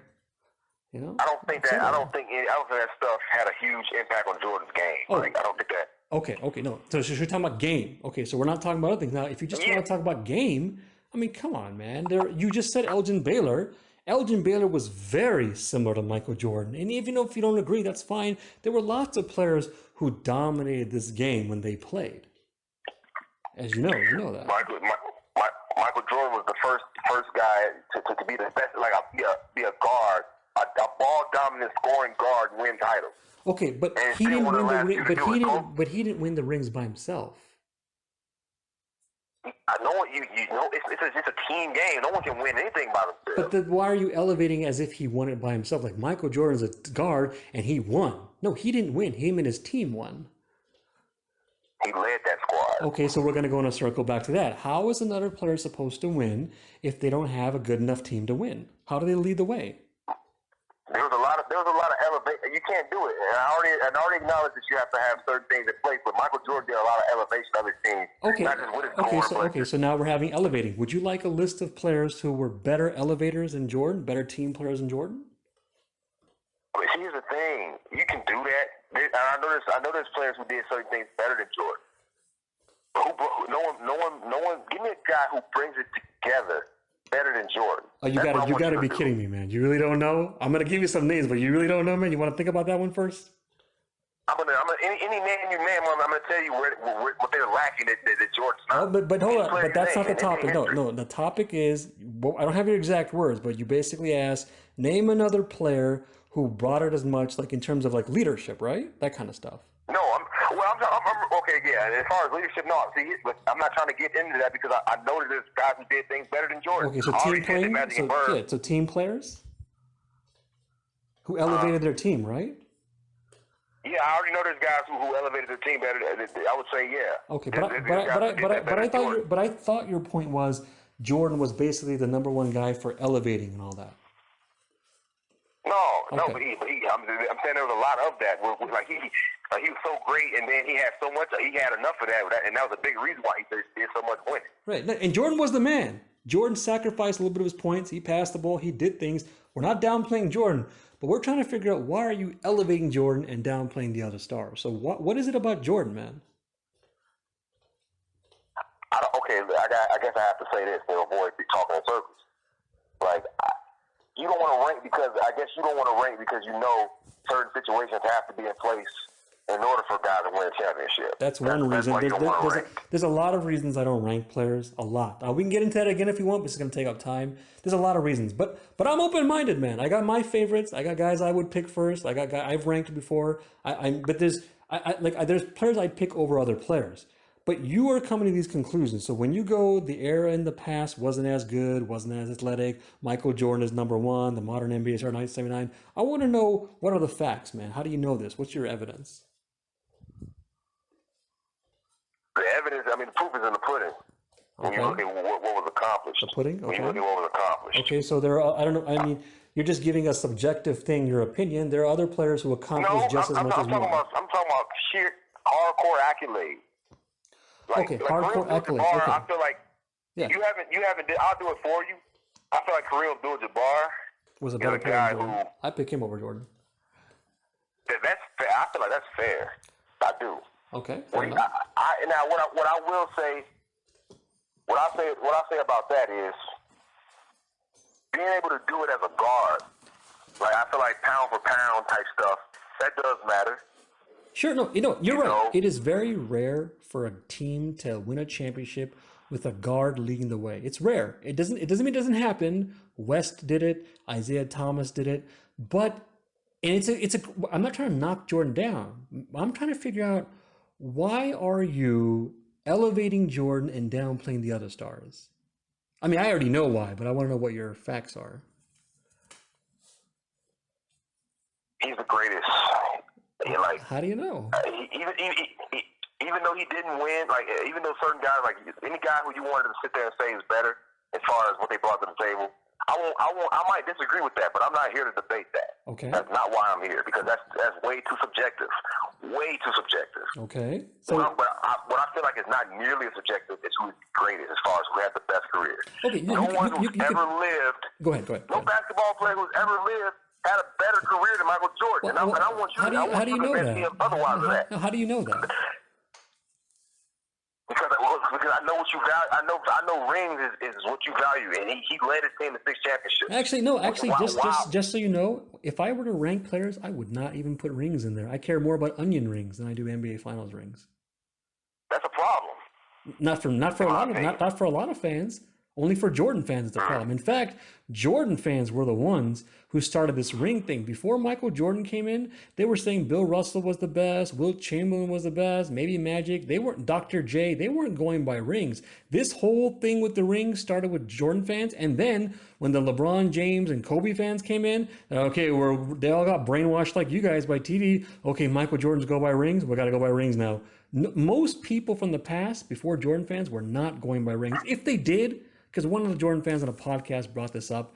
They might have done like Magic's better than Bird because he has more rings, that kind of stuff happened. But most people didn't go by rings, man. This started with Jordan fans. 6 for 6, undefeated in the finals, never had a game 7, 6-0. And that's really another example too. Bird was probably more talented. I think Bird was more talented than Magic, but shit, you got to put Magic as greater because he won more rings. And no, you know what? No, if you pick Bird over Magic, I'm not going to knock you. And if you pick Magic over Bird, I'm not going to knock you. But don't let rings be the reason, man. I mean, rings is something a team wins. One guy. If you take off one guy off the starting lineup for the Bulls and make it 4-on-5, Jordan ain't winning. Okay. And by the way, the best example. And remember, I'm not knocking Jordan. I'm not going to expect Jordan to win 4-on-5. The best example is the 80s. Check his numbers. He had better numbers in the 80s, and the man didn't win. That's not his fault. It's just that his team, and I'm not trying to disrespect his team either, but obviously when a team is losing every year, that means they're not winning over other teams at that point then. Well, they're not calling like with Jordan. Now again, I'm only 25. I don't know how old you are, but I know for a fact that Jordan was being heralded long before. I'm talking about highly, highly regarded. Long before. Oh yeah, no, they were calling him number 1 before he won 1 ring. That's true. If that's what you mean. Yeah, I know. In 1988, he won his first MVP. Had one of the greatest seasons ever. Right, he did. We're not downplaying him what he did as a player, man. Right. But we're trying to figure out why are you downplaying other stars and elevating Michael Jordan as number 1. I already know why, by the way, but I want to know what your reason is. What you say about Ring is interesting. I guess that's just how I view things. I can't change it now. And I know why. And I know why. Yes. Maybe Yes. I've been brainwashed to think rings are, but all I know is. But to First me, of all, I want to give you to me, credit again. I want to this is give what you we play credit. No, I for. want to give you credit again. You know, that's twice, or you might have done it more than twice, that you've actually acknowledged why maybe you're doing something, and that shows a good sign of a guy who can admit certain things about himself. So I want to give you credit. Not that you need my credit. I don't mean like I'm higher than you and you need my credit is the thing that No, approves you. But I'm I trying to get be you. I'm trying to be respectful to you. I give you tons of credit, man, for being that I having that kind of appreciate that, man. personality, man. Yeah, you're welcome. Oh, go ahead though. Go ahead. Go ahead. Go ahead. It might be an example of brainwashing, but to me, this is how I've always thought. I've always thought rings, but to me, it makes sense for rings to be important. Like, I'll tell you why it does. Can I tell you why, man? Because you and I agree that the most important thing for a team is to win. At the end of the day, when they sign players and make trades, they want to win. Winning is what the ultimate goal is. But what ends up happening is you think in your head like one guy won, or one guy is the main reason, or one guy, he's the leader, so we're going to put it on him. That's the problem. I guess I really don't see a problem with that. Oh, come on, I man. don't see a problem with that. I thought you were turning the corner, man. Come on. If you're the best if you're the best player on a championship team so many times over, Right. I cannot ignore that. Okay, Okay, but then you can't ignore even more when the best player is on a team that's not good enough to win. I'm not ignoring that, but I guess it is what it is. No, but you didn't have a greater career than the guy. Wait. No, the career is a different topic. Now we're going to career. We're talking about winning. That's the conversation. No, but that's the conversation I've been wanting to have the entire time. So you're just going by rings? So you're just going by rings? Rings is your first thing? If you're talking about who had the best career, yeah. Okay, then Bill Russell has more rings. No. I knew that's what you was doing, man. I knew that's what you was doing. It's not the only thing, though. That's why Bill Russell's not up there. Okay, fair enough. No, fair enough. I'm with you. If you're gonna go by rings anyway, at least don't make it the only thing. So fine, you're going by other things. Fine. I wouldn't go by rings at all, but you do. Fine. You go with it. Fine. Now, how is another player supposed to win a ring if his team isn't good enough to win? Think of it like this, man. You play a basketball game. You score 100 points. Your field goal percentage is 100. You get 100 rebounds, 100 steals, and you can still lose a game. That's one hell of a hyperbole. That's true. Okay, so I gave you an extreme example. I was thinking, let's make it more realistic. You can dominate this game. You can go play basketball and dominate, and your team can still lose. Yeah. Okay, so what about then if you say yeah and you agree, why are you downplaying other stars, and then why are you elevating Michael Jordan? The way I view things, and what I will admit, the way you view things is might be more fair. It might be more fair because it is a team accomplishment, and things. Jordan could have been dealt a hand. Man, I feel like he would have won if he might have. No, but he was definitely in a good position to win 6. Jordan could have potentially been in a position where he didn't win any championships. Like, he could have been dealt that kind of hand coming into the league, but he wasn't. You know what I'm saying? He wasn't. He had enough talent to lead a team to 6 championships. Like some guys don't have the talent to do that. But they lost a lot of times in the 80s, man. You can't win every year. Okay. You can't win every year. So, right. But then why are you picking and choosing the years to go by? It's not even picking the year. I'm picking and choosing. I'm choosing those championship years, and I'm saying that means a lot. It's not even I'm picking years. But he lost. But if you're saying winning is a thing, you're going by winning rings, championships, then he lost. A lot of and guys who you like over him lost. Right. But I'm not the one elevating Jordan and downplaying the other stars. Yeah, well, you kind of are if you sit there and say,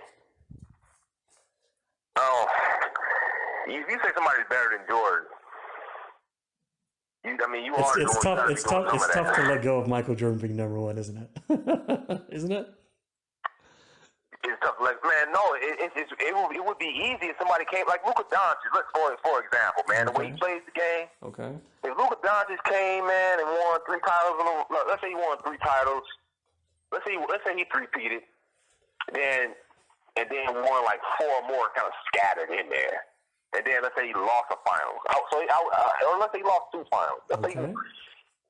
Or something like that, something crazy. That's like Luka Doncic. If he were able to do that, if he able to get the kind of squad, I would have no problem putting him over Jordan. But you did two things. No, but you did. I feel like Doncic has the talent. But you did two things. Giannis Antetokounmpo has enough talent to overtake Jordan. No, but they have to get it done. But you did two things there. You said talent and then have a squad. So you know again that a guy can have the talent and not have the squad. So if he doesn't have the squad to win, why would you downplay the other stars and elevate Michael Jordan?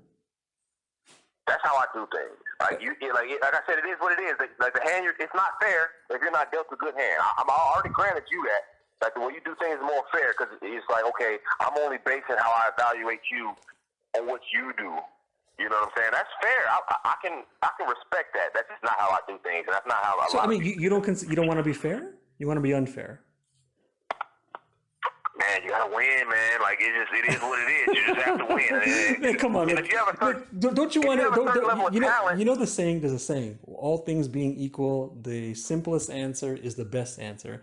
If a guy is picking Jordan and downplaying other stars and acknowledges that maybe he's certain things he doesn't know and that he's being unfair, when you put all that together, man, don't you think that maybe you're wrong and Jordan's not number one and maybe you gotta just go do a little bit more learning then? No, because I don't view things how you view things. Or if you don't agree, don't you think maybe you're just brainwashed by the media, learning from the wrong people? That people on TV are not experts, and you're not going by good people. Like you're not going by people who know their NBA as much as other people who know their NBA. You said what now? Like you're not going by people who know their NBA, who know as much as other people who know their NBA. I don't even base a lot of my opinions on what other people say. I'm going what's in front of me. I put a lot of stock in scoring and championship. Right, but I'm assuming somebody had to teach you that. I mean, you could have came up with that on your own. That's true. Did you come up with that on your own, or did you learn that from somewhere? I'm not sure why I think how I think. This is how my brain is wired. I think championships is very important. I think scoring is very important. Jordan just dominating those. Do you think maybe dominating scoring? Do you think you're going by championships because you grew up with ESPN, Fox Sports, these programs that tell you Michael Jordan #1, and they go by rings? At that point, it's possible, man. But I'm not going to sit there and tell you that's like 100% the case. I don't know. Okay. That could be the case. So do you want to reconsider? Do you want to think about it? Go over it and before you come to these conclusions, man? The problem is though, I'm locked into how I think. Like, ain't nothing you can say. That's not good, man. That is not good, man. Try to make me not put so much stock in a championship. What can you say to make me not put so much stock in a championship? I thought I did that already. I mean, one guy doesn't win. Okay, I know what you need said. a team to win. You got to have a right team. Yeah. But if you're There's actually more, by the way. There's more, by the way. I can give you more. You want me to give you some other arguments? But you were going to say something. If you want, I can give you some other arguments. Like Michael Jordan, like I feel like, okay, let me say this. Let me say this to kind of defend what I'm saying. Michael Jordan was so good. Like, he could have been in a myriad of situations and pulled off similar feats to what he did with Chicago. Well, aside from the fact that you're guessing, but you could be right, maybe making things up, you could do the same thing about other players. Other players are in different situations. They might win also. But see, I'm only really doing that for you because I really want to just look at what did happen.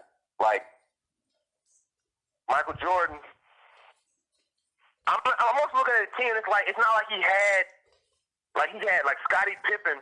Like when he won his last championship. Man. When the guy wins, he has won 3 When he won his last championship, yeah. How many All-Stars was Michael Jordan really you know what amazes me? It's not just some of the things you Jordan fans think. That's amazing enough. It's how so many of you think the same way. You have any idea how many other Jordan fans do this routine about he didn't have all stars, he didn't have Hall of Famers, his team wasn't good enough, Magic had a better team. I mean, the man won one three-peat, then a second three-peat. He had a season where he won 72 games. He has all stars, he has Hall of Famers. He himself is supposedly the number one player ever. He has Phil Jackson, who some consider the number one coach ever. And you guys ignore all that and go, yeah, his team wasn't as good as other teams. I'm just looking at the roster. Yeah, he had Phil Jackson, who might be the greatest coach ever.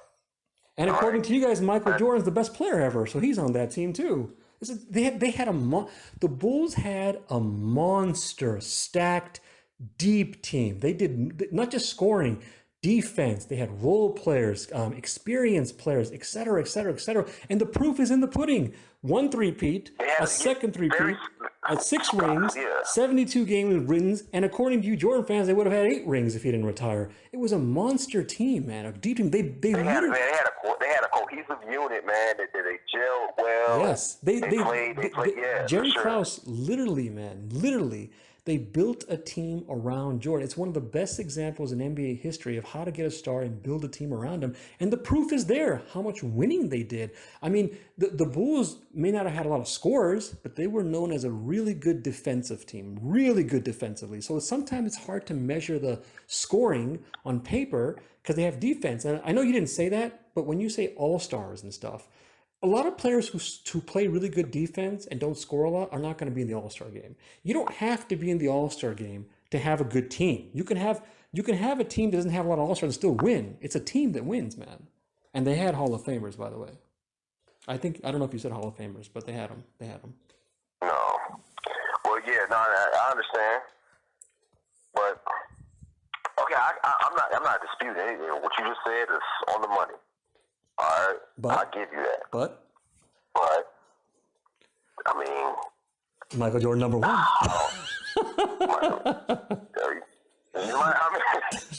You know what, dude? I really wouldn't know. I really wouldn't know who I want to put above him.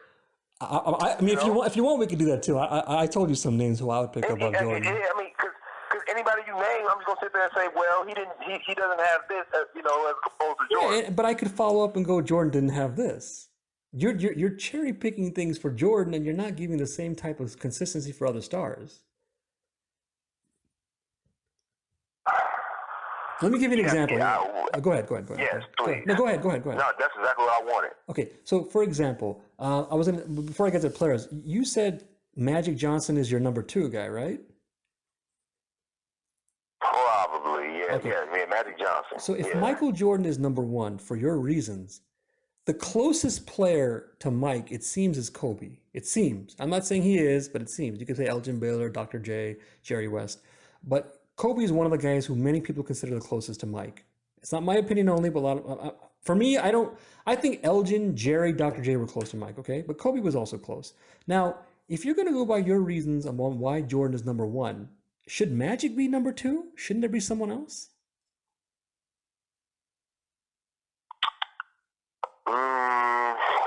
Think about it. The scoring, the playoff scoring, the rings, the scoring. Yeah, exactly. I put a lot of stock in scoring, yes.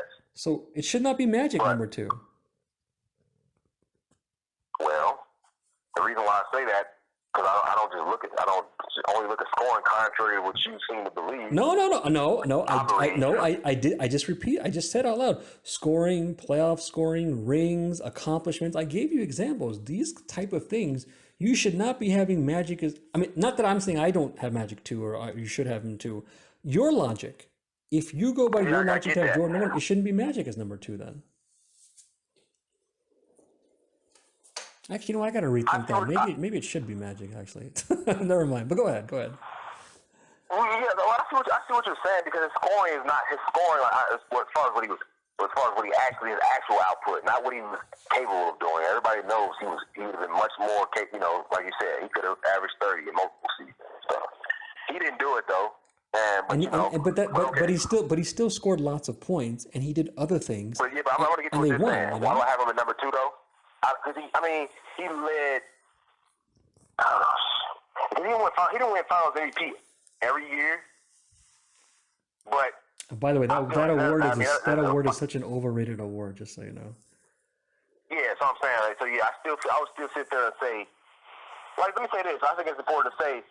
I feel like Kareem. I don't know. Kareem. It's I don't know. Never mind. There you go, man. It's tough. I'm with you, man. It's tough. It's tough. See, This is one of the reasons I don't rank. This I is one already of the reasons I admitted don't that. want to rank players. It's not Yeah, practical, man. I already admitted that it's subjective. It's subjective to both rank or say who's the greatest player and who's the quote unquote most But talented. watch this. No, watch this. It's all subjective. Is Michael Jordan number one? Is Michael Jordan number one? Yeah. The number one. He has the number one career. Yes. So see, it's subjective, but then you come up with things that is not. It's just making things up, man. There's no facts. This is what I believe. I'm saying I believe he had the best career. Now, if you want to sit there and say, I don't know who I think is the most like who's the most like skilled. It might. I haven't sat there and thought about that. Well, when you say career, You know? are you talking about like if you're talking about money? I think Michael Jordan probably made the most money. He's probably the most famous, so that's true. But when you say career, you're not talking about just that, are you? Those things, are you? I'm talking about. Man. I'm also looking at how clutch he was. Like that's you can't ignore that. Like Sure, I can. I can find you guys. I didn't watch Jordan, but I know, man. Whenever that guy he wanted the ball in that man's hand. Can I ask you just on a side note? Don't you think it's kind of strange that you're saying you didn't even watch Jordan? Like he wasn't from your time, right? And you're still picking him number one. Doesn't that show you like some brainwashing there, man? No, because I understand. I still have an understanding of what he brought to the table. He was dominant. Like as were lots of stars. One of those series, one of those 5 seasons. Again, the only guy to do it more than one time, average over 40 in a playoff series, and only one of like 5 or 6 guys to do it. Period. But why is Magic? No, why is Magic supposed to average? Only, no, why does he have to average 40? Magic was a better player when he was doing other things. He's not the okay. I think scoring is the most important. That's how we're gonna. I know we have to agree to disagree. Okay, no problem. How is George? You might agree with that. No, hold on. How is George Gervin supposed to score a lot of points in the finals if his team doesn't get to the finals? I didn't say finals. I'm talking about. I said the playoffs. He got to the playoffs. I'm talking about a playoff series. Okay, Jordan. I'm talking about any playoff series. Okay, Jordan average. Okay, remember how you said Kareem Abdul-Jabbar, he has more points, but because he played more games? So you found a variable. Now let's find a variable with Michael Jordan. Michael Jordan has a team built around him. They know where to play defense, where to get rebounds, what their roles are, and the ball goes through Michael Jordan. Joe Dumars explained that something like 90% of the shots are for Michael Jordan, and then the other 10% are for Michael Jordan. It's built around Jordan. He has that luxury to score a lot because he has a good enough team to back him up. How is another star supposed to do that if their team isn't good enough? I don't feel like you can just snap your fingers and do what Jordan did. Like, of course not. But of course not. In 1992, yeah, he 45 points a game. I'm just gonna cite one. 45 points a game on 61%. No, you don't have to give. No, you're right. You're not going to snap your fingers to do what Jordan did, but you are snapping your fingers to make Jordan number one and downplaying other stars. That's just too much. That's just too much to overlook for me. It is way too much. It's way too much. I know. That doesn't make sense. Why is it over too much? Your strongest point to only make me back. It's because when you talk about the team aspect, as far as like them building the team around him, and he did have and just me putting so much stock into rings. That's the only thing you said to make me kind of take a step back. But I could give you more, man. So you want to go by rings? You say you go put your stock in rings? Yeah. Okay, so then Magic should. Obviously. So then, I mean, I want to know who you have as number 2, who you have as number 3, who you have as number 4. It should be the same criteria, and then I want to know who's your best baseball player, football player. What's your best movie? Do you go by the movie that has the most awards? Do you go by the some music song that has the most awards? I feel like that's. You can't necessarily assess the quality of something based on those things. I agree. But I feel like it's more. I think it's more fair to assess the quality of a player based on the number of times he was able to get his team to the promised land. Well, I mean, you feel that way, but you haven't proven it so far, man. How am I supposed? I mean, I want to say common sense, but then again, I mean, you want to say how it was back then. Maybe back then, guys didn't. They saw Bill Russell and they're like, man, never mind. I'm not gonna be disrespectful. But they saw Will Chamberlain and they're like, well, this guy was better, you know. But he just didn't. He didn't have the same team that Bill Russell had. Right. By the way, Bill Russell. Bill Russell was asked Michael that, Jordan came along and said, "Man, this guy is head and shoulders of talent-wise above everybody." and he lost. He's winning like crazy. No, he lost like crazy. No, he lost like crazy. But people weren't saying he was the GOAT until he started winning. No, that's not true. They were calling him the GOAT. I explained this to you earlier. I thought you knew this. I thought you agreed. They were calling him the GOAT before he won one ring. They were. What I was saying was they were saying he was the best player in the league at the time. Yeah, that happened too. Yeah. But okay, if you didn't say the other one, if you didn't say the other one, fine. But they still called him the GOAT when he didn't win a ring. And yes, they were calling him the best player in the league when he didn't win a ring. Well, let's see what that. But what that tells you that he had a certain talent level, and then all he did in the '90s was give you assurance that he was that guy. Well, no. He gave you assurance. He didn't give me assurance, and a lot of people he didn't give assurance. So we're not disputing anyway that his talent was good. Yeah, he had talent. That's not the dispute. We're disputing. I'm wondering, why are you downplaying other stars and elevating Jordan, man?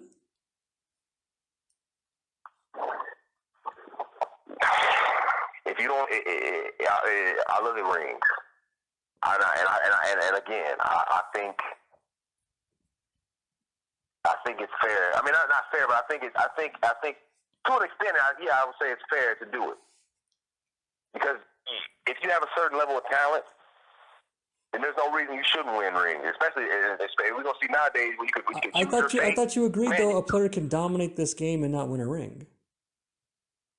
It can happen, but not over the course of a career. Especially nowadays with the player movement, I definitely go look at rings, because now guys can put themselves in position to win. But that's not the topic. But that's not the topic. We're not talking about today's versus. But even we can do that if you want. I wouldn't. I still think the same thing whether it's today or yesterday.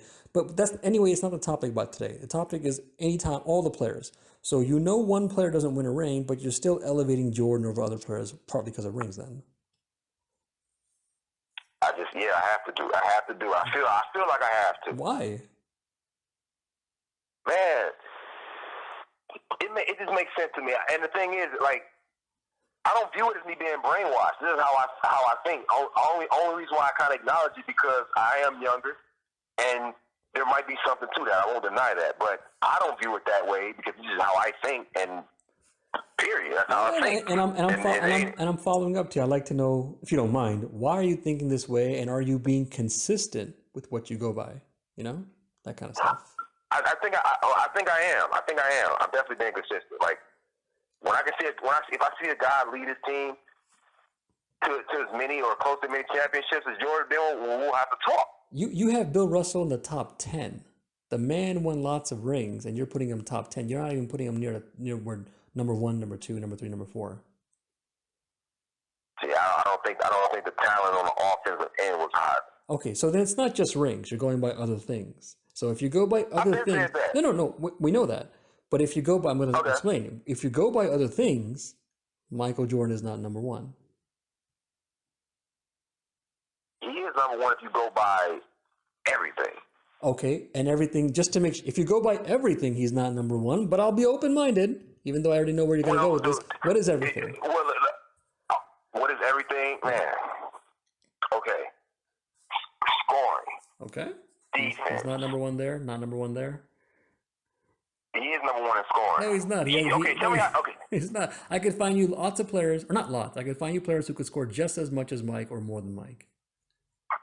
You want to see what they didn't do it though, because I know what the cut and dry statistics are. Okay. They didn't do it though. Okay.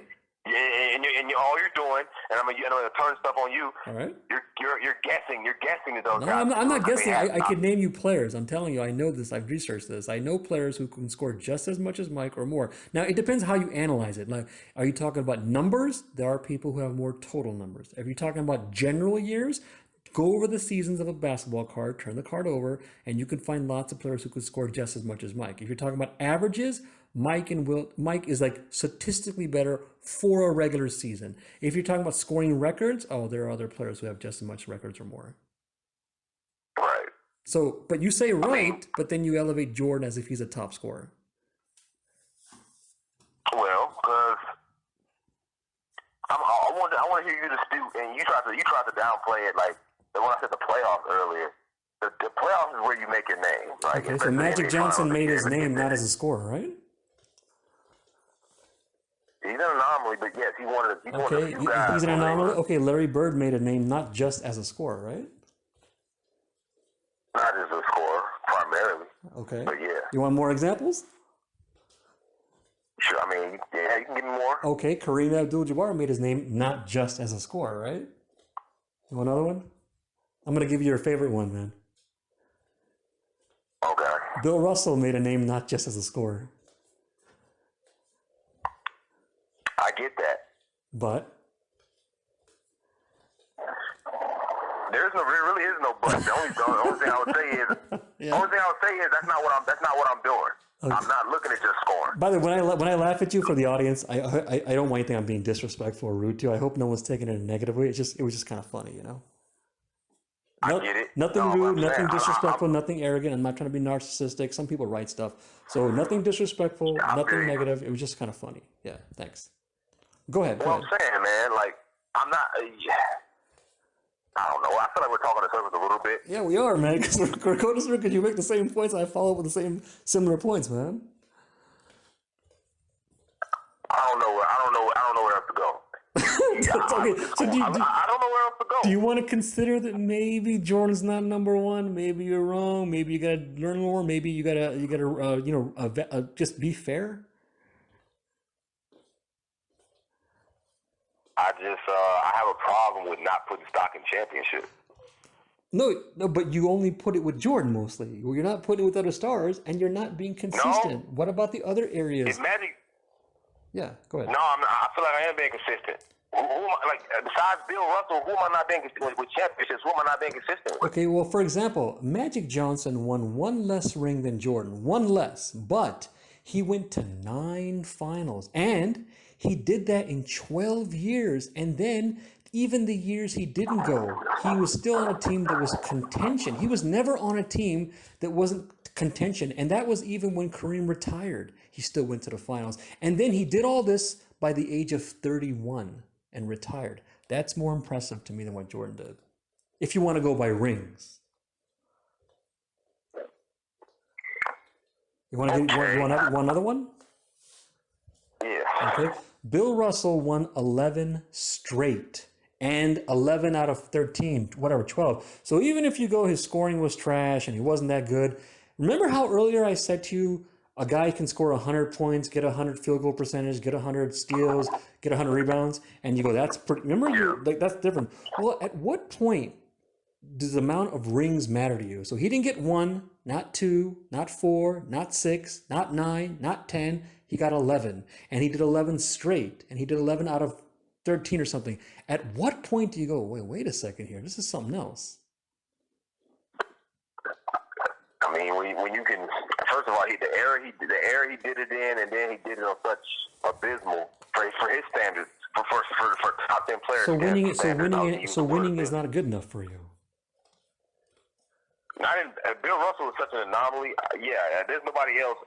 There's nobody else who you could say. Yeah, Bill Russell to me. Yeah, and you want to make it a Jordan thing, but I still think Magic's better. I think Larry's better. I think Kareem's better.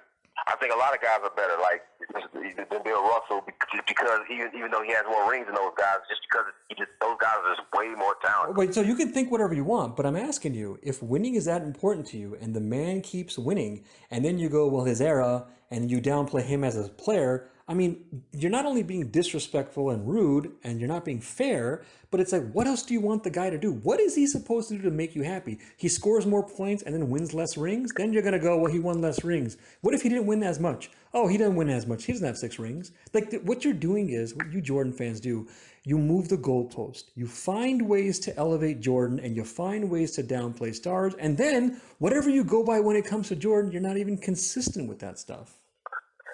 If that were true, then I have Bill Russell as number 2. If it's a Jordan thing, it's not a Jordan thing. It's a. But you don't have Bill Russell as number 2. You put him in top 10, and even that I know you're kind of. I'm guessing you're probably like not even sure about that. I mean, because I know because him being in that top 10, like Kevin Durant is more talented than Bill Russell, but man, I gotta put Bill Russell higher on the all-time ladder. I just have to because he won 11 championships. Okay, well that's nice of you to do that. That's nice of you to do that, but again, it doesn't seem like you really want to. It just seems like you have to, that kind of thing. So I gave you some examples. I gave you Magic. I gave you Bill Russell. I gave you Larry Bird. I gave you Kareem. But players who did things. You don't have to score to win. And if you disagree, then what are the other stars supposed to do? Score more points? And then if they do, what if they win less? Then you're going to be like, oh, they won less. But see, I don't sit there. I don't know. Bill Russell, he could have like his field goal percentage didn't have to be so bad for his team to win. Like it's not even about the amount of points scored. Like his field goal percentage was bad. Again, Michael Jordan's best stats were not when he was winning rings. He had better stats in the 80s, but he still won. You have proof that you don't have to be the best scorer and have the best stats to win. You can have bad games and win. You can dominate this game and lose the game. I understand that, but I definitely understand that, man. You're still gonna pick Jordan, don't play the other stars, right? Or no? I don't view it that way. In your view, yes, that's what I'm doing, but I do not view it that way. I mean, you are elevating Jordan, so I mean, you are doing that. You're elevating Jordan, and when you're not elevating the other stars, you're downplaying them. I am elevating. All these guys we're talking about are all top 10 in my eyes. That's right. Like I said, that's great elevation. I didn't say you don't elevate them at all. You're elevating Jordan over them, and you are downplaying other stars. In essence, but it's not about Jordan. It's not about a Jordan thing. I could sit there and say, well, let's talk about from number 2. Let's go from number 2 to number 10, and I'll use the same criteria. No, but you didn't. No, but I mean, no. Would you use the same criteria? Let's find out who's number 2, 3, and 4. Let's find out if you're going by the same criteria: rings, scoring, playoff scoring, accolades. Well, see, and here's the thing. Here's what I do want to say. Because Jordan's score was so magnificent, I feel like the Magic will be a distant second. A distant second. At least, yeah, I would say a distant second. So I mean, I don't even know if you're being consistent with your criteria, but how is Magic a distant second? So the man has to score more points for you. He has to change his game for you. To be above Jordan, like if you erase Jordan, then you're probably looking at, despite that this guy who scored better, you're probably looking at the greatest player to ever do it. Yeah, if you go by what you go by, you can. Oh, go ahead. Well, but your point about the number of finals is strong. He did have to, that's a strong point. And maybe if he won a couple more of those finals, but come on, man, he even lost to Jordan. Magic lost to Jordan. Oh yeah, that's what, in 1991. No, he didn't. No, his team lost to Jordan's team. They were leading their team. That's okay. So this is what I mean, man. So this is like you guys, Jordan fans, like act like it's wrestling, boxing, golf, like 1-on-1. It's a team versus a team, and you act like one guy beats another guy. If Magic was better than Jordan with all that experience, I mean, and they were just starting. The Bulls were just starting.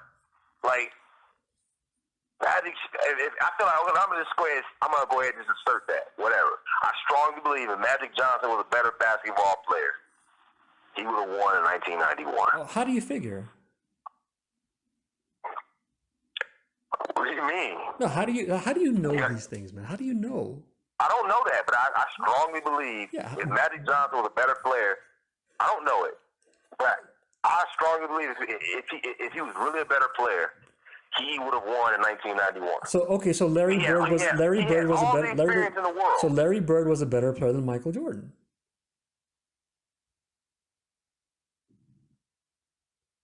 Bro. Larry Bird had somebody on his team. You see what you did there? No. You cannot have it both ways, man. No, it's not going to fly here, man.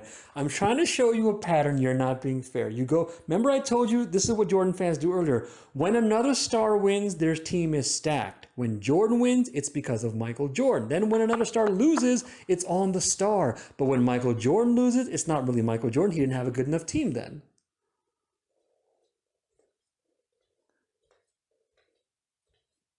I'm not saying that. It's tough to let Jordan go, isn't it, man? Man, bro. It's tough, man. I know, man. He was your guy, man. He's your number one guy. You love him. He's your favorite player, man. I know this, man. Trust me. I feel bad because I know you guys like him. I don't like that you think you're getting the edge, man. Oh, come on, man. I think it's pretty obvious. It's not fair. Man. Huh? I think it's pretty obvious, man. You've been very nice, so I don't want to think I'm being rude to you. But I think it's not that I'm thinking I'm getting ahead. It's just that you haven't proven Jordan's number one. You didn't win. I think I won, and I don't think you're ahead, man. If Jordan, it's a straight fact. I put more stock in scoring than you do. So you made a good Jordan in the '90s, he had other players who was able to kind of compliment him and all that. That's fine. But he still was able to not only just lead them overall, but led them in scoring. Like nobody was close to score. Like Larry Bird wasn't doing that. Kevin McHale in that first series where he swept Jordan, they averaged the exact same amount of points. You're cherry picking things to find for elevate Jordan, man. You can do this for other stars. You can say that all you want. It's true, though. Do you disagree? Larry Bird beat Michael in the '80s. Yes, but back. By the way, just so you know, I don't even think of it like that. I don't think like Larry Bird beat Jordan. I'm just trying to get you to be consistent. So if Magic wasn't as good as Jordan because he lost to Jordan, then by your logic, Larry Bird was better than Jordan. See, the difference is we're talking about two teams. We're talking about two great teams because we're talking about two teams in the finals. The Bulls were not a great team. Dude, come on, man. You can't have it both ways. And see, that's why I like you. Let me get my thoughts together. Okay. You know what I'm saying? Don't jump the gun and act like you're doing something. Relax. Don't get annoyed. Relax. You've been very nice. Don't get annoyed, man. Just, if you're getting owned and losing, you don't have to get mad at me. Get your facts right then. Man, please. We talking about two teams in the 1991 finals. So we're talking about they were both good enough to compete, and Jordan came out on top. Okay, well the Bulls were good enough to compete with the Celtics. By what metrics? But that's a good point. That's a good question. Are you going to tell me that you're going to sit there and evaluate every team that competed against every team and come up with the metrics or a facts on who counts and who doesn't count, and who was good enough? Repeat the question. You know how you're saying by what metrics? You're proving my point that it's not practical to go through every team that ever played in the NBA and measure up who counts as good, who counts as not good, and then when they win, this guy's better than that guy. It's not practical. It's just making things up. It's not a factual thing. I mean, I'm sure I can sit there and look at the records of each team, like the Bulls. Like I know when Jordan was making the playoffs in the '80s, man, his team he was making the playoffs with a team being under 500. Okay, so let's go with this. And okay, so Rasheed Wallace is better than Shaq. Why? Okay, well, where are you going with that? That's BS, obviously. Obviously, because the Detroit Pistons beat the Lakers. They were both in the finals. Rasheed Wallace was one of the main guys on that team. Shaq was one of the main guys on the Lakers. Well, Kobe shot them out. You see what I mean, man? You see what I mean? There's always a variable and excuse. Every time I get you guys on something, you're like, well, no, I'm going to give them a pass. It's always. And that's why Kobe. Yeah. If Kobe and Shaq didn't have such beef, and Kobe wasn't trying to get the Finals MVP so hard, They would have won that Okay, series. so you don't like that And example. You don't like that example. No problem. yeah, I really don't. I'll go to another example. Larry Bird is better than Magic. Probably more talented. What was that? He's probably more talented than Magic. Okay, well, Larry Bird beat Magic.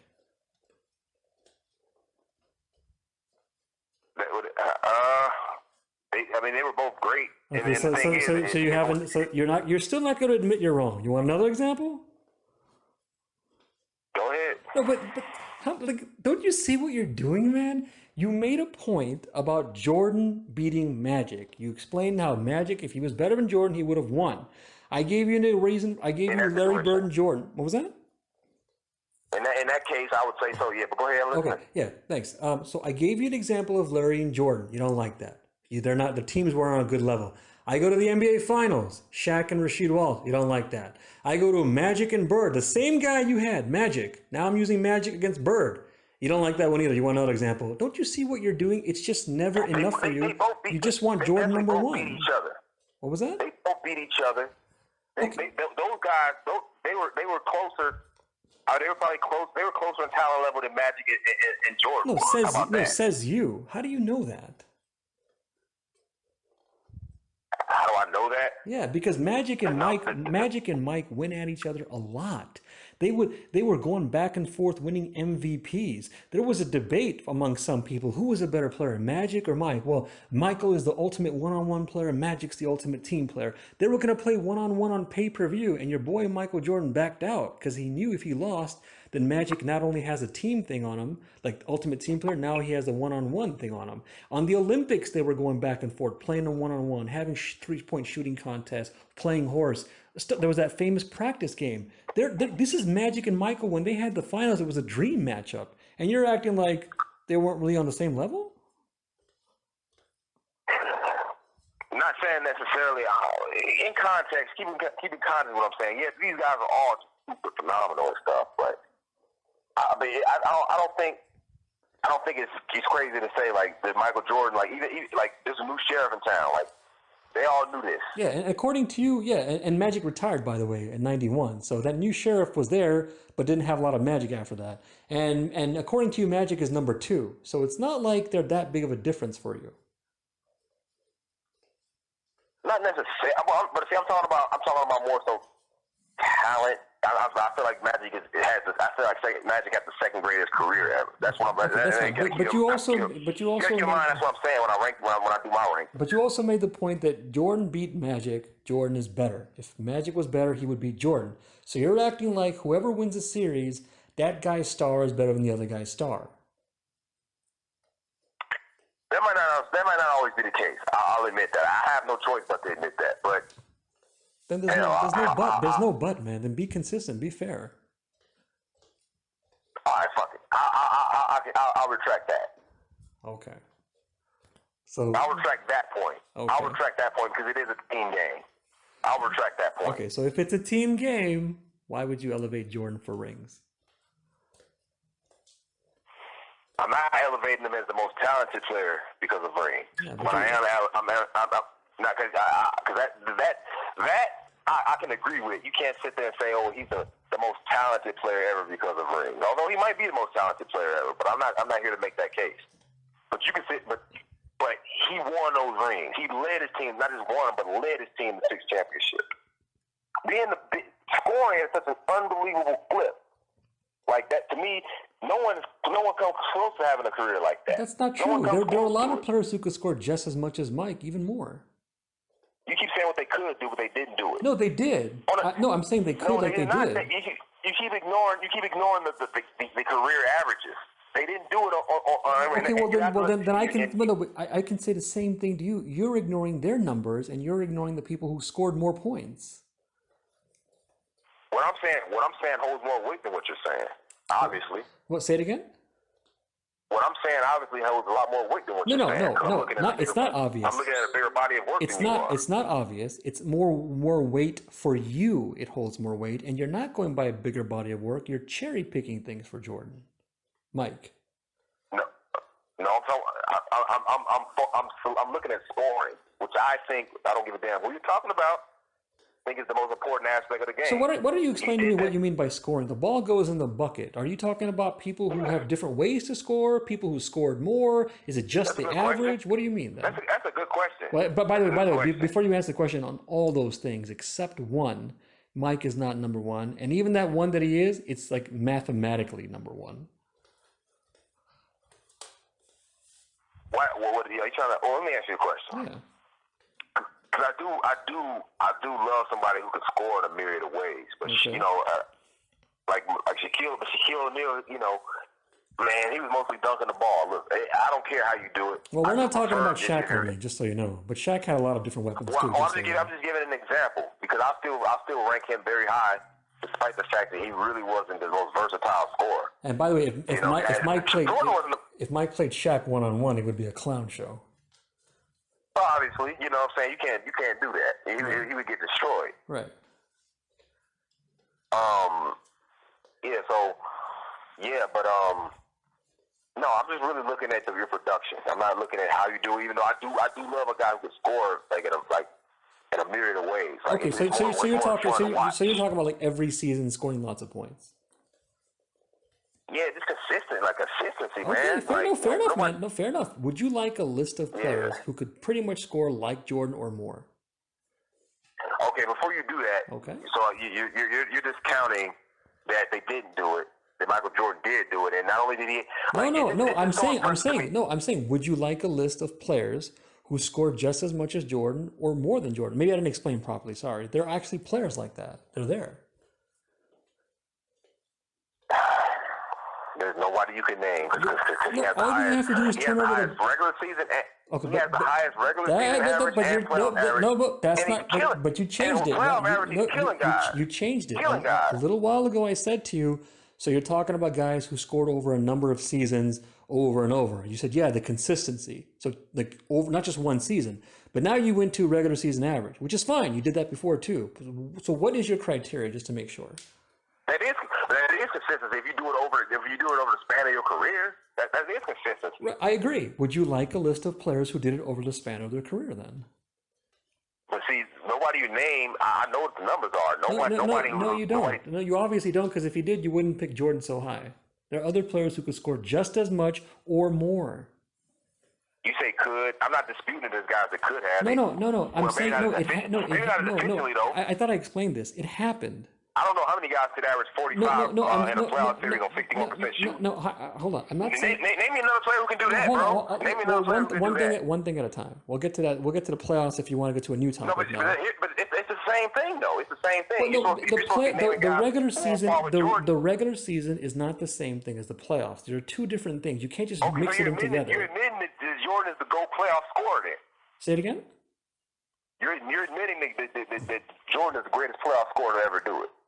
No, I'm not admitting that. I wouldn't even. I wouldn't. No, playoffs is even more. If I don't rank players for regular season, it's even more ridiculous for the playoffs. I wouldn't even. But regular season, at least I understand the why people rank players. I don't even waste my time ranking for playoffs at all. That's ridiculous. Half the teams don't go to the playoffs. They don't have a good enough team to win. It's a totally different with refereeing calling, and it's just that they're playing 4 games, 7 games against the same team. It doesn't make any sense, man. Oh, okay. It doesn't make sense to you, but so I know you wouldn't dare. I know you wouldn't dare name a better playoff scorer. Well, I know you wouldn't dare do it for the regular season. I'll leave that alone. Exactly. So don't tell me about don't talk about daring and all that, because you're jumping a playoff. I can get you on the regular season. You want to? But see, why would you see? What holds more weight? I just said the playoffs. You talking about the regular season? Okay. What holds more weight to you? You are in love with scoring. There are other things in basketball. So when you want to talk about weight, there are other things in basketball. Now we have a new topic. Yeah, I understand that. But I feel like, let me just say this. You should put more stock in scoring than you do. But no, you got it wrong. The first thing I check when I check a basketball game is scoring. I like scoring. I'm not against scoring. But you are loving it way too much. You're going, scoring is number 1, defense is number 2, playoff scoring, Bill Russell scoring is trash. You're taking it way too far. You're coming up with things and you're not being fair.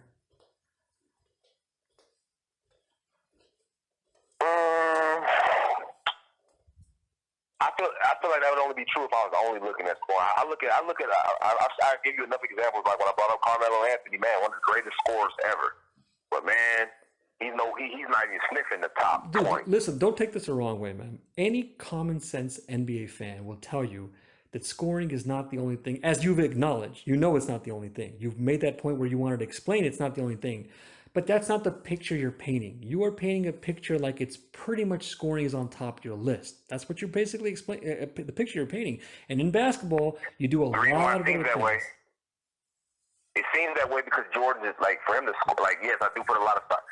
And for him to win to win and score is such an incredible clip. It's incredible for the team. It doesn't make him better or higher than other players. A guy can score 100 points and still lose. You can go play basketball right now on the playground and dominate, and your team can still lose. I get that. Assuming you play basketball. I don't know if you play basketball. I do absolutely play basketball. Okay. So you say you get that, but then there's going to be a but where you go Michael Jordan #1. It doesn't fit, man. It's not fitting together. You got to be fair and consistent. You're just coming up with things, finding ways to elevate Jordan, and you're just in love with Jordan, man. I want you to name. Okay, in order for us to really move things along, you got to tell me who had a greater career than Michael Jordan. Okay, sure, I can do that. That's fine. We can do that. We just were going to different things. That's fine. Now, when you say greater career, this is going to depend on what your definition is. If you go by accolades and achievements and awards, we're going to have two different definitions. I don't go by rings and those kind of accolades, achievements, and those kind of things. Of course you don't. Well, what do you mean? Of course, Okay. Of course you do. I mean, those things are kind of important. No, they're important. You don't go by them. No, they're important. Go ahead. I'm going to be fair to you. Go ahead, man. Go ahead. I was just saying that those things are important, and you don't count them. The floor is yours. No, yeah, thanks, man. I don't count them to rank them over people. I count them like, oh, he did these things, he accomplished them, he got a great resume. But when you start going, this guy is better than that guy, it doesn't make sense. If they vote for one guy to win MVP, it doesn't mean he's better than another player. Magic Johnson won MVP sometimes and Michael Jordan didn't. Do you think Magic was better than Michael Jordan? Right there, but no, I would say no. I mean, the defense, like, defense is a huge No. thing. That's a different topic. We'll get to that if you want, but just one thing at a time now. Yeah. If you don't I think, want you. okay, I'm ready for you to name. I'm ready for you to tell me what you consider. no, but hold on. If you don't think Magic was better than Jordan, and you know Magic won MVP sometimes and Michael Jordan did not, and you know that you're going by things like MVPs, it doesn't fit. If you're going by awards, be consistent and go by the awards. But when Magic wins MVP and then you go Michael Jordan's still better, that means you're cherry picking and you're finding ways to elevate Jordan and moving the goalpost. I don't really look at MVPs all that much. Okay, whatever awards you go by, man, any of them, Rookie of the Year, scoring titles, anything where it's a matter of something that a player has no control over. I mean, when I say no control, what I mean is he's not going to have as much control as someone else. Yeah. So you got to be fair. You want to go by awards, fine. You don't want to go by awards, fine. But don't go, I'm going to go by awards when it helps Jordan, but I'm not going to go by awards when it helps another player. The main award, I mean, I don't really look at championships. Like, I don't look at MVPs. MVPs are nice, but I do understand that it's not always given out, fair. Not always. Right. I get that. But that's not what I'm not really. That's not the only thing. If anything, I'm looking at championships. I'm looking at the intangible championships, intangibles, production. How are you going to measure intangibles for every player, man? You can't. So then how do you know Jordan's #1? But I don't know it. This is what I believe. Like LeBron James, for example, man. Oh man, you finally brought up LeBron James. Oh, this is usually Jordan fans bring up LeBron James a lot of times, so it took you a while. That's good, man. That's a good thing. You didn't bring him up pretty fast. That's good.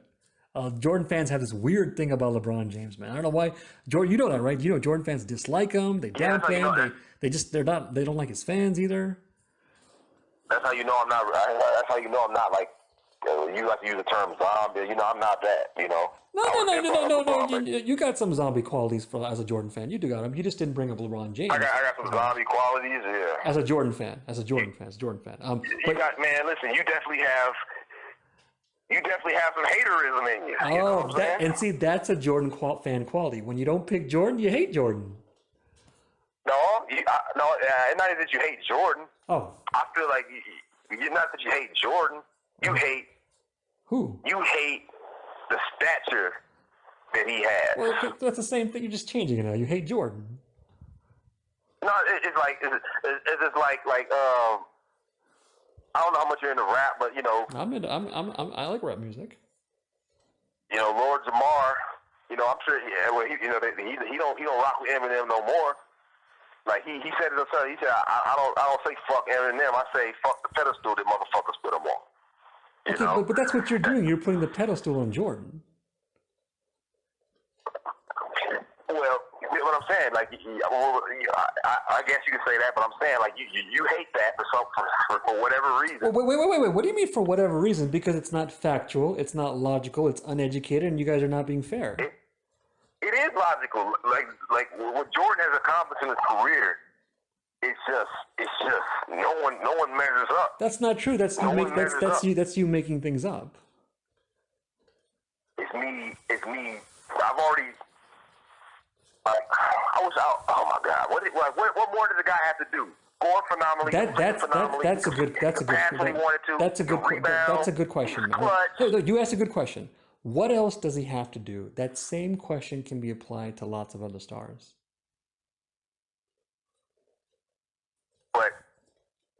But I'm not the one picking up one guy over everyone else and downplaying an era and downplaying stars and going, that guy was trash scoring. But you say Magic. You say Magic is better when he didn't score. He didn't score, or which I think are more important. He didn't score or defend as well as Jordan, or win as many championships. How the hell is Magic Johnson better than Michael Jordan? Well, I guess if that's your only criteria, then yeah, Mike is the man. Well, I mean, me personally, I just don't see. He went to more finals. Okay, Michael Jordan retired though, and Magic Johnson retired. Man, come on, man, let it go, man, let it go. Jordan is not let it go, man. There's nothing to let go. I know it's hard for you to let go. No, but don't you see? I can't let go of NBA history. But no, you do. You are letting go of NBA history. You think the modern NBA started in 1979. You downplay stars, you downplay his eras, and you think Bill Russell scoring is trash then. But